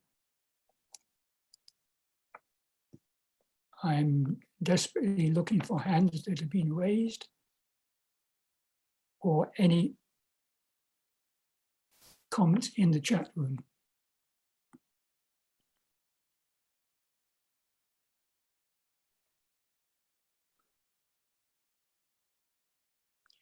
Saviti. Hi, Bruce. I thought I'd just ask one question. This is actually to Jagdish. Obviously, I saw that the transport had that the demand for it and the supply had decreased significantly during lockdown, so affecting 2020. I just wondered, what is the situation in 2021? Has that improved and has it changed a lot since vaccination program? I'm not sure how the Nepal vaccination program is, but has that made a difference? You asking me, Sweden? Yes. Yes. Good. You see, now because of the vaccination and the reduced rate of infection, people are behaving as if things have become normal. Okay. So there is a very heavy use of public transport now, and that sector has actually revived. It is, of course, there are several issues. Still, COVID is not totally eliminated. Infections are about 4 to 5% even now. That risk is there. So government is quite cautious, but people, as far as they are concerned, public, I mean, feels like it has gotten more. And that has actually helped revive the transport sector. Thank you very much, Jagdish. It's encouraging to hear that the vaccination program of Nepal has given so much confidence amongst the traveling public that they've resumed their pre-pandemic ridership levels. I'm not too sure whether this is the same elsewhere. Maybe we'll hear from others when we get feedback. Bernard, you have a question. Thank you very much, Bruce, and thank you very much to the two very good presentations. Mine is really more of a general question, not only to the presenters, but the participants in the room. The guideline which Kevin McPherson described, it's actually a very good and rather comprehensive guideline. And of course, with much of the evidence that's been gathered, the trick is not having the guideline, but how do we get these trial guidelines to practitioners and policymakers? So I would really, it's a question both to Kevin, but also to participants, what is the single most effective way we can ensure that these guidelines are moved from rhetoric to action? Thank you. Thanks, Bernard. I think we had a similar question in the previous session. But I think there's sort of a mixture of a top-down and a bottom-up approach to this. Top-down from government, national ministries, even city transport agencies, and bottom-up from individual transport organizations, individual transport associations, maybe also NGOs and associations like, for example, CILT, Chartered Institute of Logistics and Transport. We actually had a webinar with CILT, I think back in January of last year, and some of their members were very, very keen on engaging with governments in their countries to basically promote the guidelines and to offer advice and engagement from their point of view. They had a lot of experience, for example, in logistics and how to improve efficiency of logistics and planning for freight transport. So I'm guessing it's a mixture of bottom up and top down. Thank you, Kevin. On that point of how to get the guidelines into application, I think it's also worth persuading and increasing the awareness amongst donors, multilateral development banks, the World Bank, Asian Development Bank, African Development Bank, that are supporting transport policy reform at the country level and financing concrete projects on the ground, whether there are hard projects like road building or road rehabilitation, but also technical assistance and capacity building to introduce such guidelines into their support programs. And I think it's something that we should consider as the HVT program moves forward. Thank you. I think I'd just also like to add, Bruce, I mean, we mentioned the earlier presentation that it's very similar situation to climate change, encouraging transport organizations to adapt to climate change. And I know, for example, World Bank, ADB, etc., are providing assistance for that. And to me, it's very, very similar scenario. Yeah. I think it's guidelines in any sector. It's how to get them from, as Bernard said, from rhetoric to application. Brendan Finn from Ireland. Hi, Bruce. Thank you. A question both for you and maybe also for the HVT program generally. I think if we switch to the topic of economic resilience, I would suggest that there's 4 metrics we could consider. One is the willingness to continue to provide vehicle supply, transport supply, number of vehicles, number of trips compared to pre-COVID. The second is the number of people working in the sector, particularly considering those who lost their jobs or voluntarily left. A third is the salary levels, whether they have restored, particularly for those in the informal sector or in the part-time sector. And the fourth is the ability of the operators, company and informal, to repay their debts, and indeed maybe also measured by the number of repossessions. So perhaps the HVT program could indicate, is this something that they're looking at the moment? Or maybe now that we have a year and a half under our belts and perhaps another 1 or 2 years ahead of us to track those things as a way of seeing both in the formal and informal sectors, whether we actually are recovering some level of economic resilience, or if in fact there are some worrying indicators that would suggest that we may actually have serious problems in 22 and 23. Brendan, I think you've raised a very, very valid point. And I would be delighted to reopen, to carry on with another workshop on this subject. But I think it is one is how our countries, government institutions and transport organizations monitoring these 4 metrics of supply levels, number of vehicles operating pre and operating now, post-pandemic or during pandemic, have job levels both in the private and public sector recovered? Has there been any drop in salaries? And I forgot your 4th one. It was the ability to pay, the levels of indebtedness, repossessions, the ability to, can they replace their assets? To repay debts that transport operators might have incurred during the pandemic, or even to recover profits. I think this is something that it would be very interesting to take up within HVT program, and I will definitely pursue this with Bernard. I don't know, Kevin, you've looked at the wider aspects of economic impact at both regional and national level. Would you like to add anything? Yeah, I mean, I think I'd probably just like to add. I'm getting messages to say that we have to wind up quickly. So 30 seconds. I think I'd just like to add as well, in addition to these four that Brendan mentioned, probably accessibility, has accessibility improved or reduced as a result of the pandemic as well.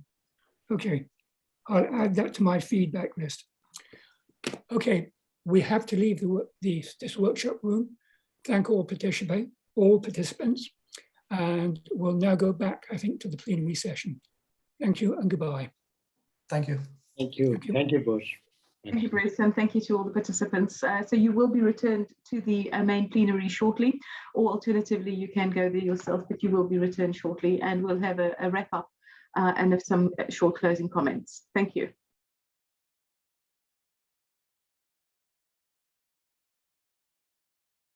Afternoon, good evening again also, and I'd like to introduce myself. My name is Holger Dirkmann. I'm the urban SEAM lead of the high volume transport program and also your moderators for this final session.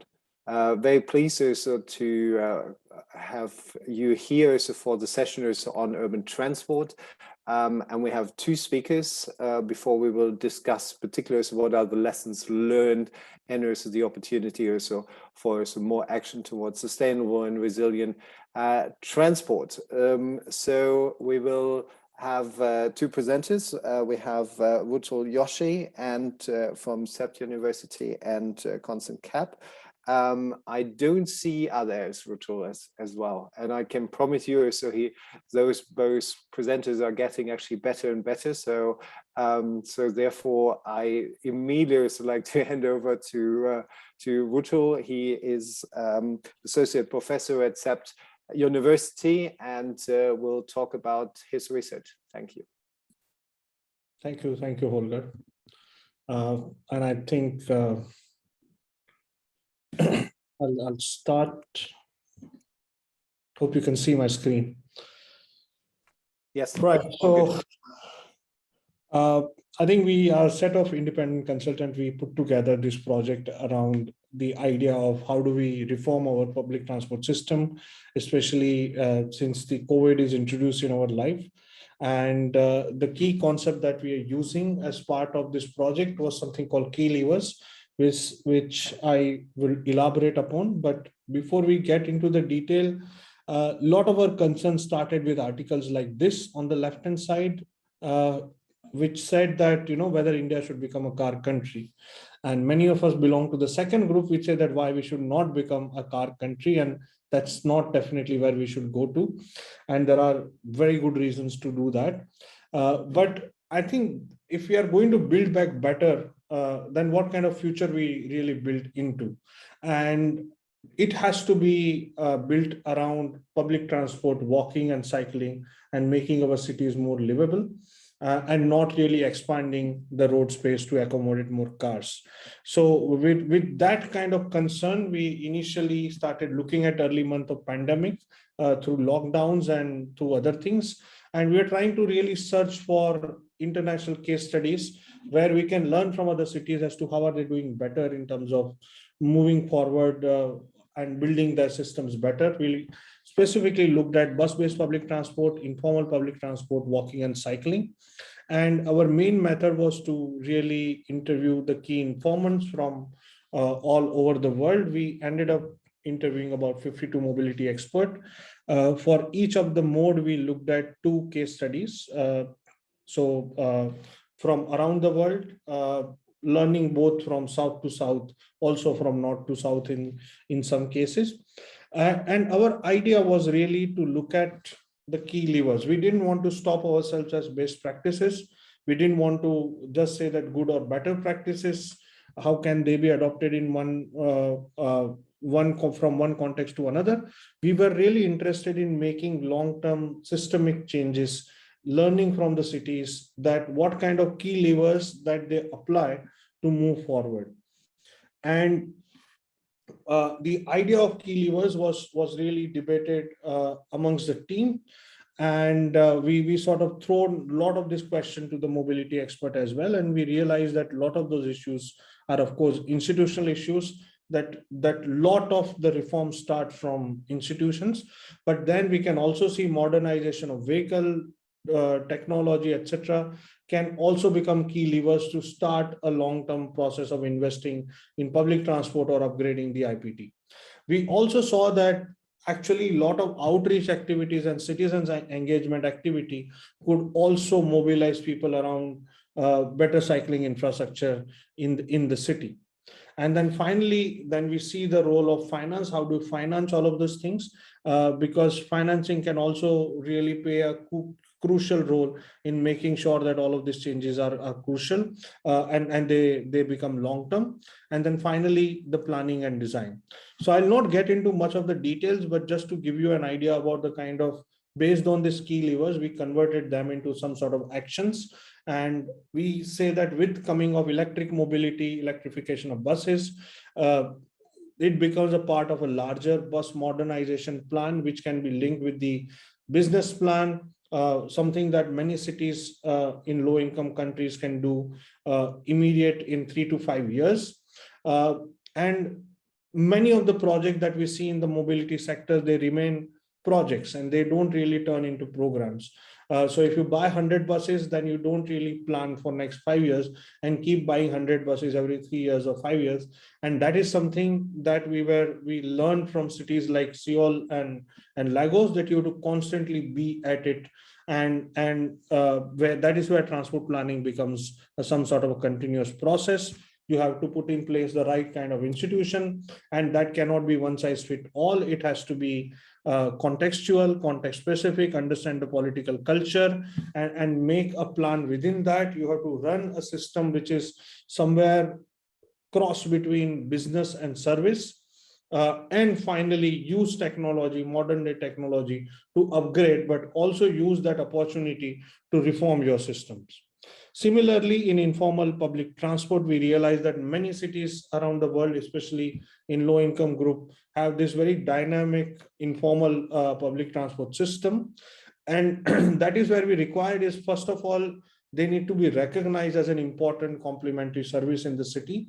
And that's why it has to be, at least have a department within the city, maybe a mobility department, which coordinates between various services between the service provider and become an interface between the service provider and the city government. This would require bringing IPT to the level of not really being a nuisance or a law and order problem, but a legitimate mode. So having that legitimacy will increase their sort of visibility, and probably will also earn them some sort of political capital to be in the game of transport service provision in the cities. And then finally, you can go on, make it a bit more systematic. We don't have to formalize them necessarily, but at least they find some legitimacy and some game in the system. Finally, we realize that public transport system really needs to be visualized as an integrated system, which means getting institutions to talk to each other, plan together, share budget, share information about ticketing and all of that. Some of these things can really be catalyst if the right kind of government put in very little amount of seed money, but make some of these processes to happen, then it can actually accrue benefit in the long term. And finally, our concern is that I started with a concern and sort of ending with a concern that before the pandemic, many cities, like I'm from Ahmedabad, which is a famed BRT system, used to have at least a public transport system which was struggling. But we have seen that in the pandemic year, the buses have really suffered. They've lost commuters, they've lost buses. The services were shut down for a very long period of time, and which has seen a direct increase in private vehicle sale. And that is something that we do not want to go back there. We want to build back better. And I'll probably end with a cartoon from the local media of what the post-pandemic city would look like. A lot of cycle, auto rickshaws, buses, maybe vendors on the street, but less vehicles on the street. And that would make our post-pandemic city. And that's how we should build back better. We are a long way from it. But we hope that we can make use of this time and do that. And we have this policy guidance document as a major research output. I'll put the link in the chat box. It is mainly designed for city level policymakers to really go about systematic building bus-based public transport, informal public transport, and walking and cycling. I didn't have much time to talk about walking and cycling, but I'll take that up during the question and answer session. Thank you very much. Thank you so much, Rutul, and I strongly recommend Welios to look at this excellent guidance document, and it's not just as relevant also for India, but really also like for lower income countries also in general. So as Rutul mentioned, also walking and cycling is a key part of also the solution towards sustainable mobility, and very pleased also that we have now as a Constant Cap sharing his research about also pop-up bicycle lanes. Constant is an urban planner and is senior product manager at Code for Africa. So Constant, the floor is yours. Thank you very much. And the study here is investigating flexible and user-led bicycle planning in sub-Saharan Africa. You know, we recognize that the lockdown and post-lockdown brought many transport constraints due to the measures put ahead by governments in sub-Saharan Africa, especially during 2020. And many of them were road-based and rail-based and affected the paratransit sector, paratransit transport. You know, some of the curfews, the movement restrictions, the expected physical distance, you know, the reduced volume numbers per vehicle capacity also led to longer wait times, led to increased fares, and also led to more an increase in the number of people walking because of those factors. And we asked ourselves, you know, we have seen, you know, emergency and pop-up bicycle lanes being developed, especially in the global north. But how come? Why can't we have them develop? Why isn't this being taken as a measure, a COVID measure within the global south? So the study took the concept of pop-up bicycle infrastructure, which, you know, developed a lot of importance last year, and asked itself whether this can be developed as a solution or as an intervention within sub-Saharan Africa. We focused on 3 cities: Nairobi in Kenya, Kampala in Uganda, and Cape Town in South Africa, where we looked at the opportunities that rapid interventions, you know, led by user needs might offer in these countries, as well as challenges and barriers that may be encountered in planning. Well, you ask yourself, what is a pop-up bike lane? I don't think that is new to all of us. You know, these are temporary, flexible, agile, infrastructure light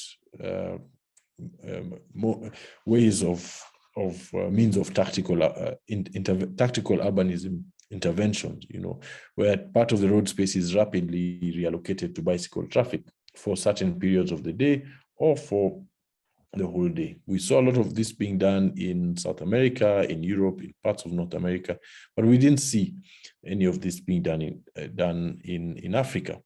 Okay, but we recognize that in Africa, you know, walking is in sub-Saharan Africa, walking is a primary means of mobility for most people. You know, cities like Nairobi have model shares of 45% or more of the people walking, and also a large number of people from the informal settlements and the poor neighborhoods using bicycles. But this this method was not taken advantage of or adapted. So, you know, we conducted our study by, you know, initially looking at the literature available on bicycle promotion. You know, what literature is there in order to capture as many bicycle users, what literature is, what is there as far as bicycle planning is concerned and network design. And we concluded that a network development approach that includes principles of transport inclusion and accessibility was very important if these cities were to bring about to have that enabling environment, because many of these cities have historic spatial inequalities, you know, divisions based on economic barriers, economic differences that go back historically. In the case, you know, the case of, you know, Kampala and Nairobi going back, you know, over 50 years ago, in Cape Town as recent as 20, 30 years ago. We also, you know, looked at some of the routes and to try to determine some of the possible routes, the challenges and the barriers that might be encountered in planning and implementing such flexible interventions. We did this by engaging stakeholders in the public sector. We talked to bicycle commuters, we talked to the civil society organizations in these 3 cities, and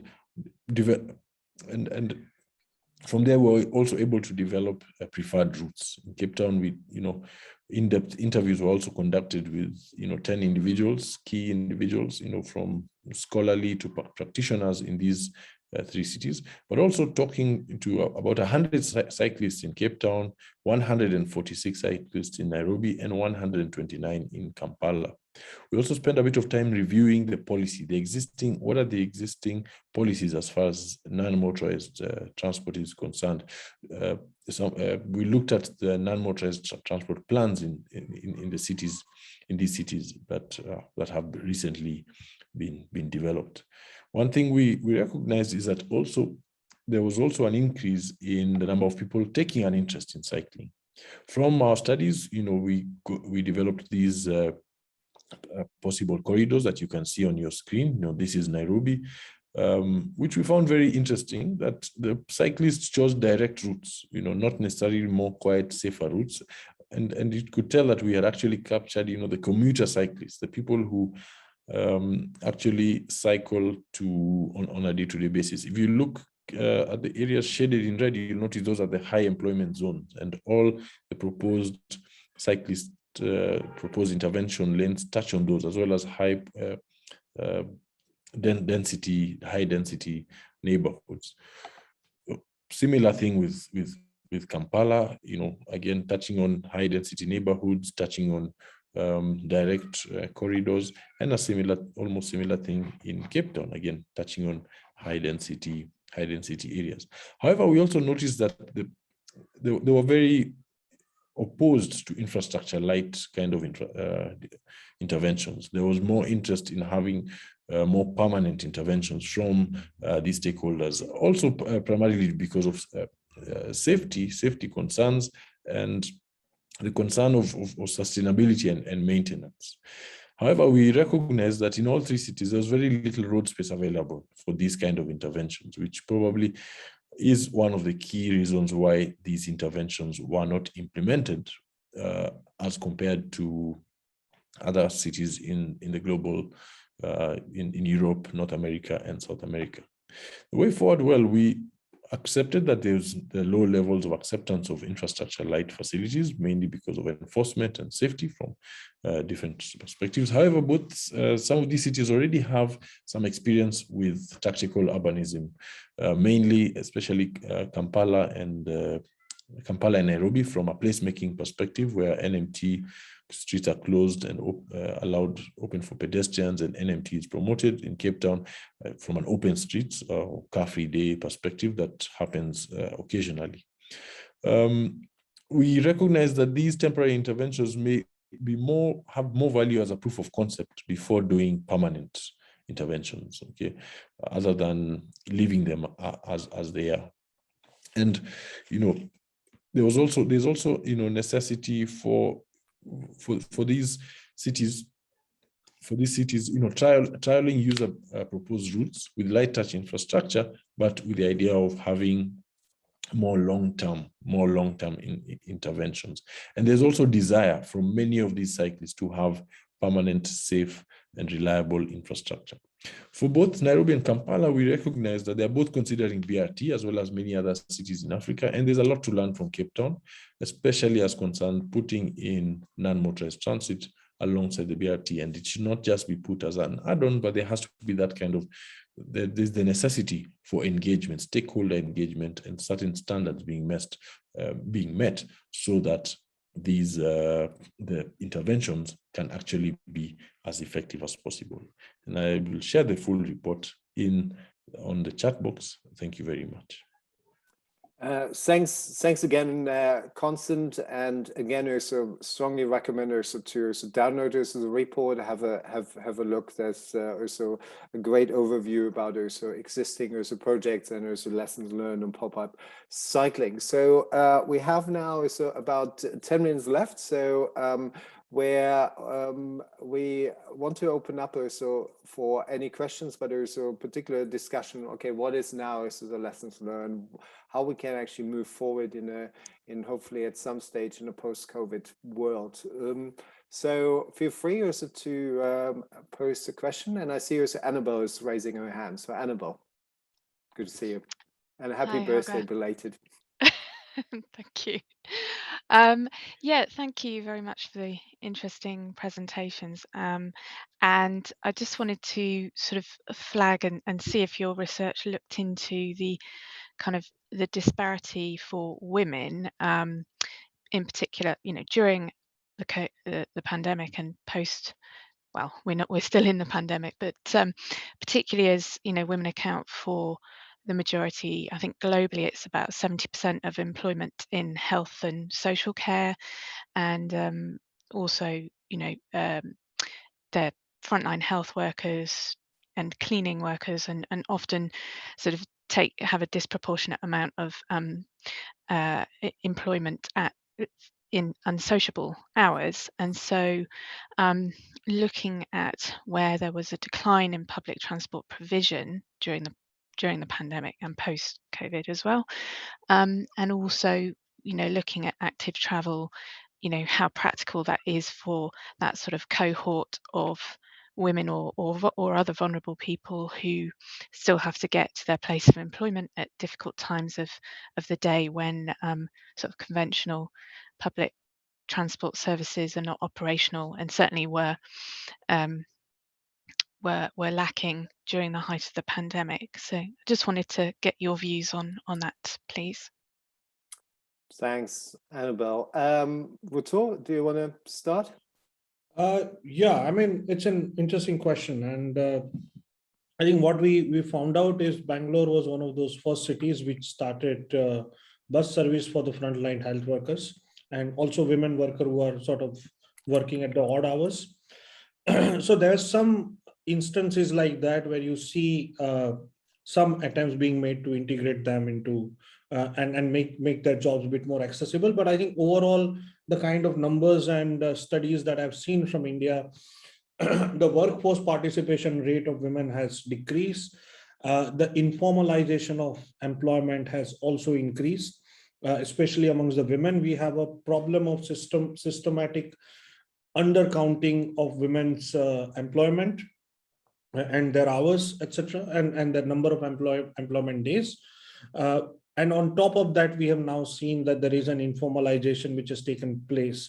So if you see in terms structurally and in terms of the big trends, it's been a sort of a very difficult time for women workers in Indian cities. And there are some attempts, very few attempts here and there being made from the government side to really integrate them as far as mobility is concerned. But the problem goes much beyond mobility. It's a problem of systematic people falling back into the poverty and informalization of labor increasing. Thanks, Rutul. And before handing over to Constant for any thoughts from his perspective, again, as a reminder, please use the chat box or also raise your hand for any further questions. Constant. No, right. Just the same as Rutul has said, women were highly affected in the, especially those in the transport sector. I know of cases where, because schools were closed and people who are expected to teach their children at home. Women in the transport sector now found themselves in a dilemma, because you have a child at home, you have to teach them online, and here you have a reduced income and you cannot afford to leave the workplace. So those are some of the, unfortunate circumstances that some women workers found themselves in addition to what Rutul has mentioned. Thanks, Constant. I currently see no questions. So one of the issues is we wanted to discuss here is really about the lessons learned. So probably starting again with Rutul. So what from your perspective are the three most important enablers to really make that change happen, which you showed wonderfully in the cartoon at the end? Yeah, so thanks for the question, Holger. What we have seen is actually the initial inspiration of our study came from the outbreak which we have seen in Hong Kong and Singapore in early 2000, and how they sort of build their systems better so that they can take a lot of these shocks. And that is how we sort of evolved the idea of key levers, which is about moving the system forward under bad circumstances and making more robust institutions. And I think that is one very, very important learning we have. Somehow I feel that the pandemic has brought back the attention back to, especially in the case of urban mobility, the transit authorities and transport planning agencies. And how do we really make them work with each other and build a more resilient system is something that we have to really learn to move forward. Thank you. Constant, what's from your perspective the key lessons learned and how we can really enable more sustainable mobility in the context of Africa? Well, first of all, is how vulnerable we are and how vulnerable the sector is, and how it was what was very evident was how a slight change could lead to so many implications.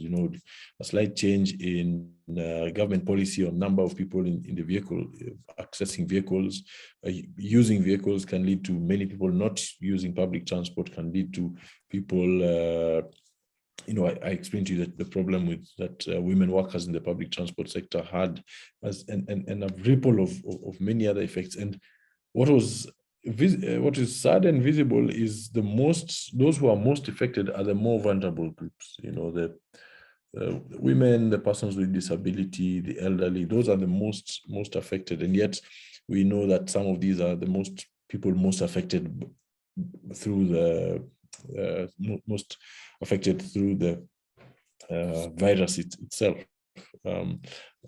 Another evident thing is just the importance of investing in non-motorized infrastructure, and particularly for the poorer or less financial able groups within the society. Thank you. Actually, I see, and so for just also putting you on the spot, Alex Rugamba. But I see also you joining us, and let me also ask a question also, as you working also for the African Development Bank. What was there from your perspective? What had obviously the bank has done a lot about also recovery packages, but what are actually for you from your perspective, if you can also briefly respond to the key lessons learned from COVID and how to move forward towards this recovery? Thank you, Holger. Actually, it's about 5 years ago since I was at the bank. Oh. But I have been involved in the HVT program. I sit on one of the panels. But no, thanks to the speakers, I liked the way they have framed the issues. Just one thing, since I have the floor, to Rutul, when you mentioned building back better with fewer cars, did you try to balance it with possibility of electric cars? Because you spoke about electric buses, but I didn't hear much about electric cars. What's the what do you call it, the vision or prospect of electric cars being part of the solution, particularly in countries where electric power is available, and particularly renewable energy. If there is abundance of renewable energy, I think there's a good opportunity for a low carbon future. And to Constance, on these lanes, I mean, you even did research in my own country, Uganda. I'm just wondering, where is that space going to come from? I'm a bit worried that we may not, physically, the constraints of the infrastructural constraints of providing those dedicated lanes. I mean, if they can be provided, that's great. Did you find that as a constraint, and what would be the solution? So, Holger, my view is that I think things are moving in the right direction. This piece of research that has been presented today has been extremely helpful. And I hope that we can actually, build back better, as they all say. I wish you could just react quickly to what I was asking. Thank you. Okay, thank you so much, Alex, and apologies also for putting you in the wrong organization. But thanks for raising that. Actually, we short of time, so Ruto on the electrification and constant on also the question on also how to do that also in Uganda, and obviously we can share also the study where you have all the details also for all the three. So Ruto, please. Yeah, so thanks for that question, Alex. And I was avoiding talking about electric cars because I'm not a big fan of cars in any form. And especially what happens in India is 70% of our energy, at least till 2030 or 2035, is going to be coal-based. And that's why I don't know why there's so much of excitement even in India about electric cars. And what I also think that if we look at beyond India, in many of the low-income countries, low and middle-income countries where you have poor road network, car is going to be car. It's still going to take a lot of space. It's not going to solve your congestion or overcrowding problem. And we also have to remember that more subsidies about cars would also means less on NMT and buses and elsewhere. So what I feel is that the whole discussion on electric car in India and many other low-income countries has actually shifted focus from public transport and say that now we have this new toy which will solve a lot of our problems, which I find quite detrimental. And that's why I would say that, yes, maybe electric two-wheelers in many of the countries like India, absolutely yes. You can give subsidies, the government can give subsidy for people to buy it, for manufacturers to set up plants, etc. But not so much for the cars.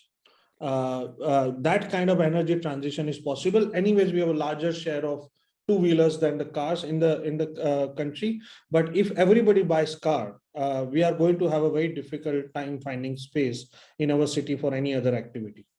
Thanks, Ruto. And Constant, very briefly on Kigali, and then we have to wrap up. Yeah, just what I've written down in the chat. One of the outcomes from the study on these TTLs, temporary transit lanes or cycling lanes, was that these cities just don't have the physical space to enable that infrastructure, especially because if you look at the routes given, those are very long routes, linking high density employment zones to high density neighborhoods. And then the safety aspect comes in, because you have high speed motorized vehicles passing along those corridors.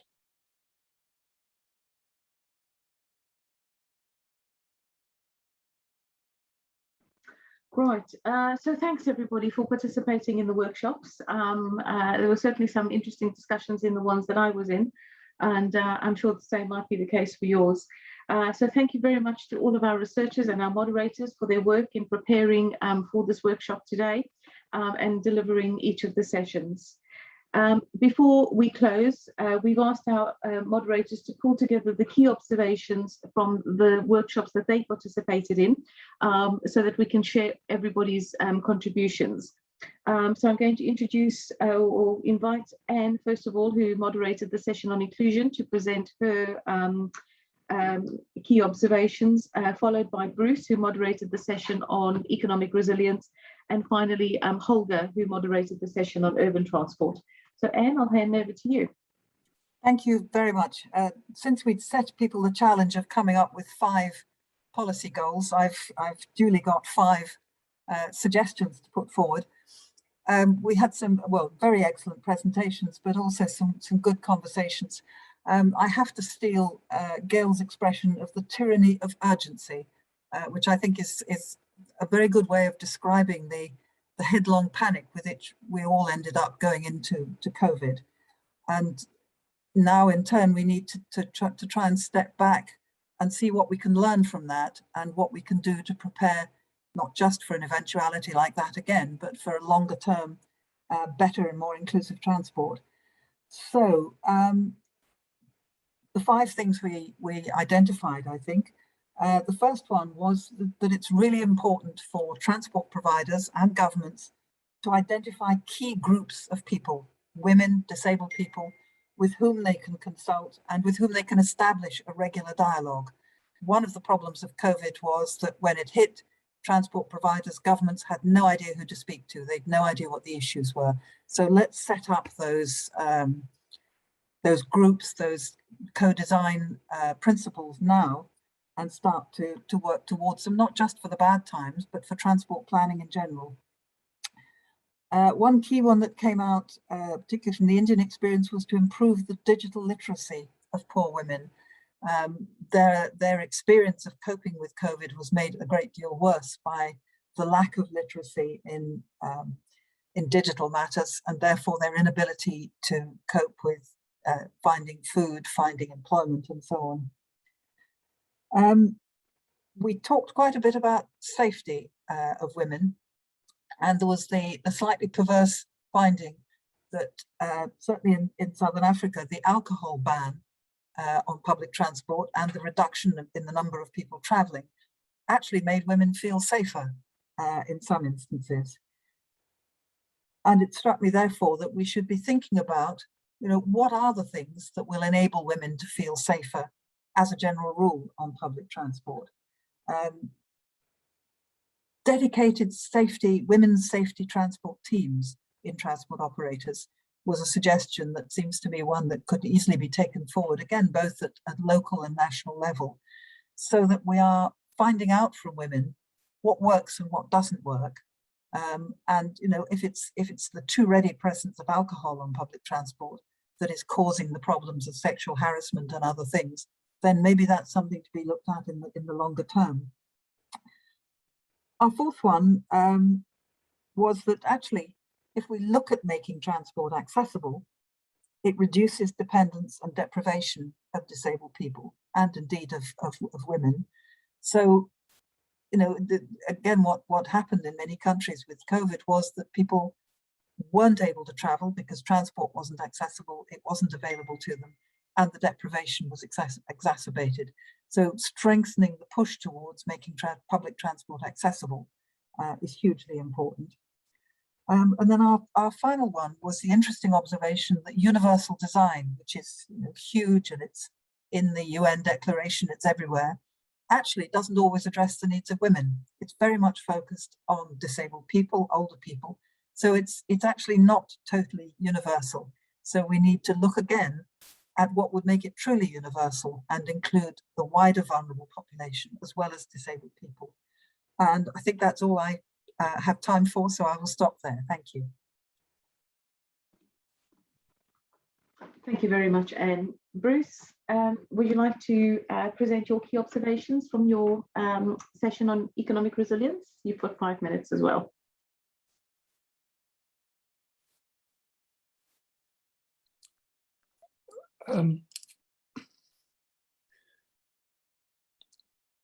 Thank you, Louise. Can you see my screen? Yes, we can. You might want to go into presentation mode. Right, okay, I'll do that. At the bottom, yeah, there we go. Okay. I think we came up with 5 areas of things, of topics to look for and to focus on in the future to make transport and the use of transport more resilient to pandemics and to create greater safety for the traveling public. And I'm sure we'll have a similar, I can detect similar themes to those presented by Anne Fry, and I'm sure Holger will have some sort of similar messages. But starting with the feedback we had from the presentations that were given by Kevin McPherson and Jagadish Pakaral. The first one that came up in many comments and questions was that of creating awareness on how transport operators and government should work together to make passengers feel safe when traveling.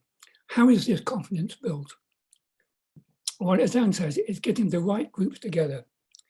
There are many stakeholder forums within the transport sector at the country and the regional level in Africa and Asia. And I think it's a question of plugging into those groups, which are often centered around donor-supported transport programs. And to create awareness is not just a question of issuing guidelines, it's allocating funds to accompany the process of setting up stakeholder groups, providing resources for groups to operate in, and therefore this will help to create awareness and build confidence. But it's not just money that's required for building confidence. It's also, as became evident from research in Nepal, is providing small incentives and practical steps that will help transport operators better to respond to COVID-19 control measures. And one example was to provide practical help in distributing very simple things that can be done to create confidence among the public. And this was cited as distribution of PPE. Guidelines. How do we turn those into mandatory regulations? And I think this is something that we face not only in transport, health, climate change, but in all sectors of development. How do we carry out this dialogue? How do we get NGOs, transport operators, and government to work? As I suggested before, plug into existing transport forums that exist at country level, and work, find some sort of health or health and transport ambassadors to work together to create consensus building and to take everybody with them, so that by the time we get to, or government gets to changing policy and designing recommendations and making them mandatory, everybody has ownership in them, and this will guarantee or help, not guarantee, but help to implement them. Fourthly, supply chains. This was raised as a significant economic and commercial problem. Supply chains, logistical hubs, they need a special focus, because if they are disrupted, they cause negative economic impact. They disrupt business models, make them less viable, cause closures, which results in job losses and eventually reduce living standards. Again, this calls for increased dialogue between freight forwarders, logistical organizations, and transport operators that are working at strategic level, both at a domestic, at a national level and a regional level, to keep supply chains open, to keep logistical hubs working. And then lastly, monitoring. What is happening at a country level, a regional level? Who is monitoring what was the situation pre-pandemic and post-pandemic, or as countries emerge from pandemics. And 5 metrics were suggested. One, what are the supply levels? What are they, and this is what lorries are operating pre and post, what are the service levels? Have jobs recovered within the transport sector pre and post pandemic? And what has been the impact on salaries? Have they gone down? Are they increasing? And among transport operators, what is the affordability and the ability of operators to repay any loans taken out during pandemic restrictions, or to recover lost profits? And lastly, what is the change in accessibility to the traveling public pre and post pandemic to access transport services? And I think this was thrown down as a challenge to HVT, and it's something that we should probably consider in moving the program forward. So that's my short feedback from the workshops on economic resilience. Thank you very much. Thank you, Bruce. And we open the floor to Holger.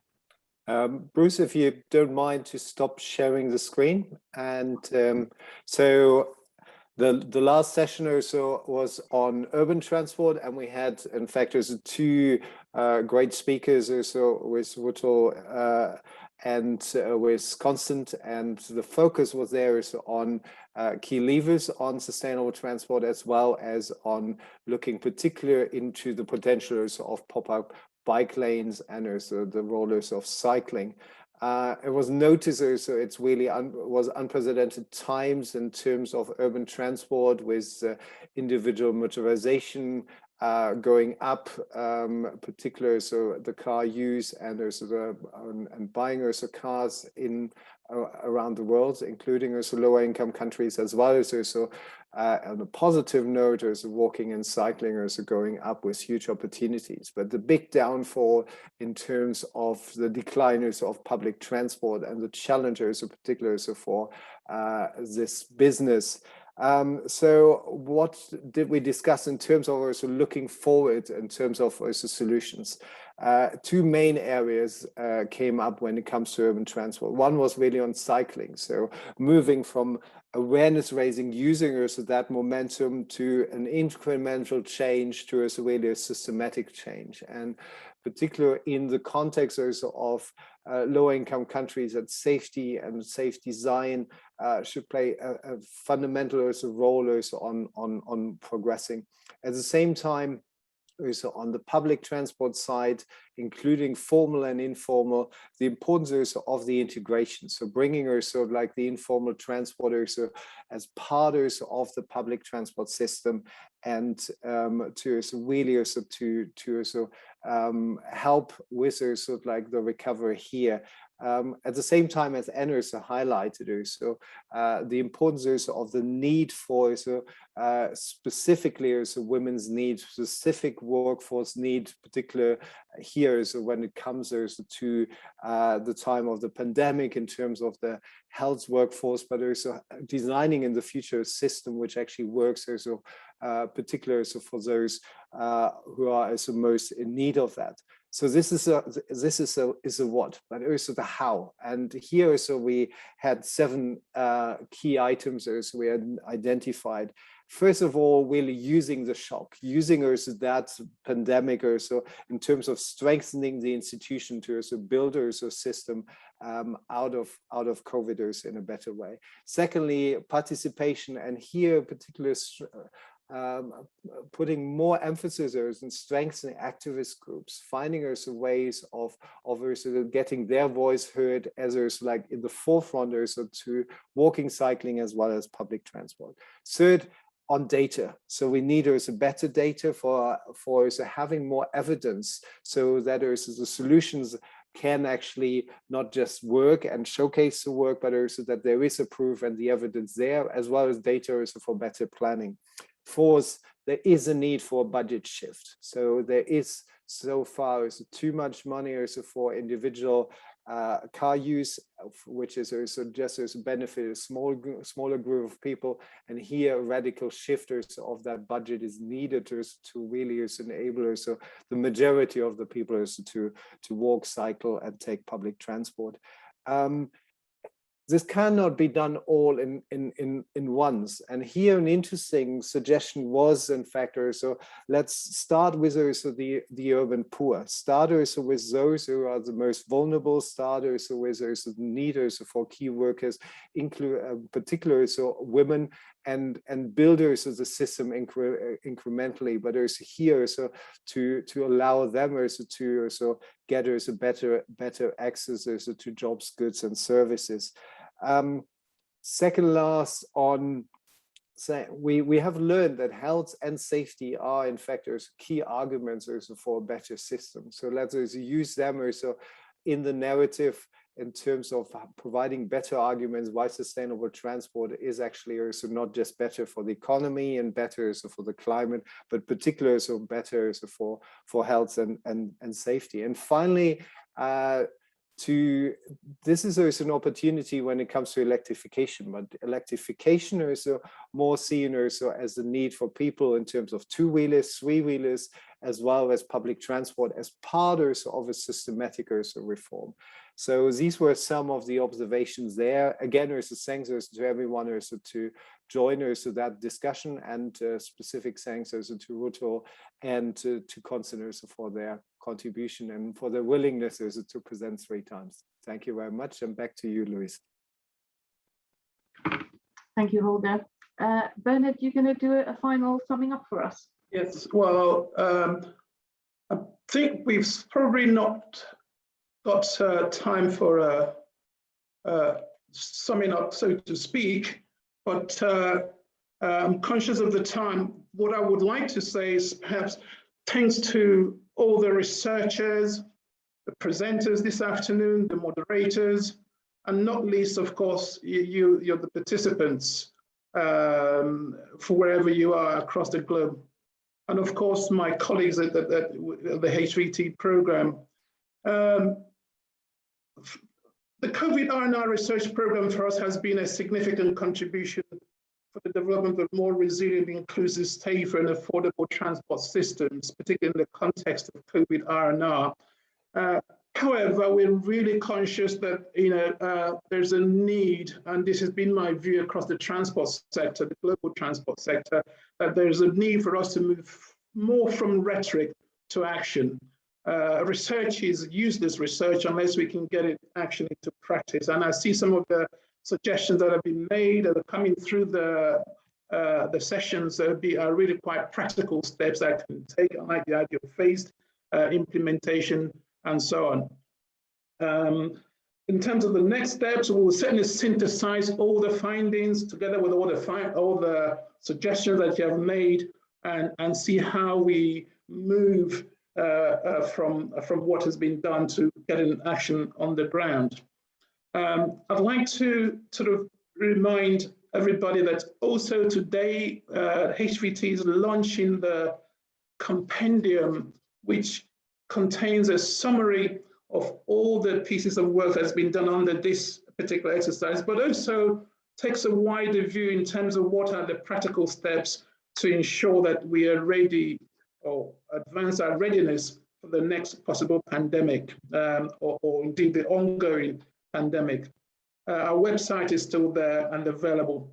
But finally, I'd like to give a particular thanks to Jocelyn, who right at the outset of the COVID pandemic posed the question, almost in the initial days, what are you doing about the pandemic?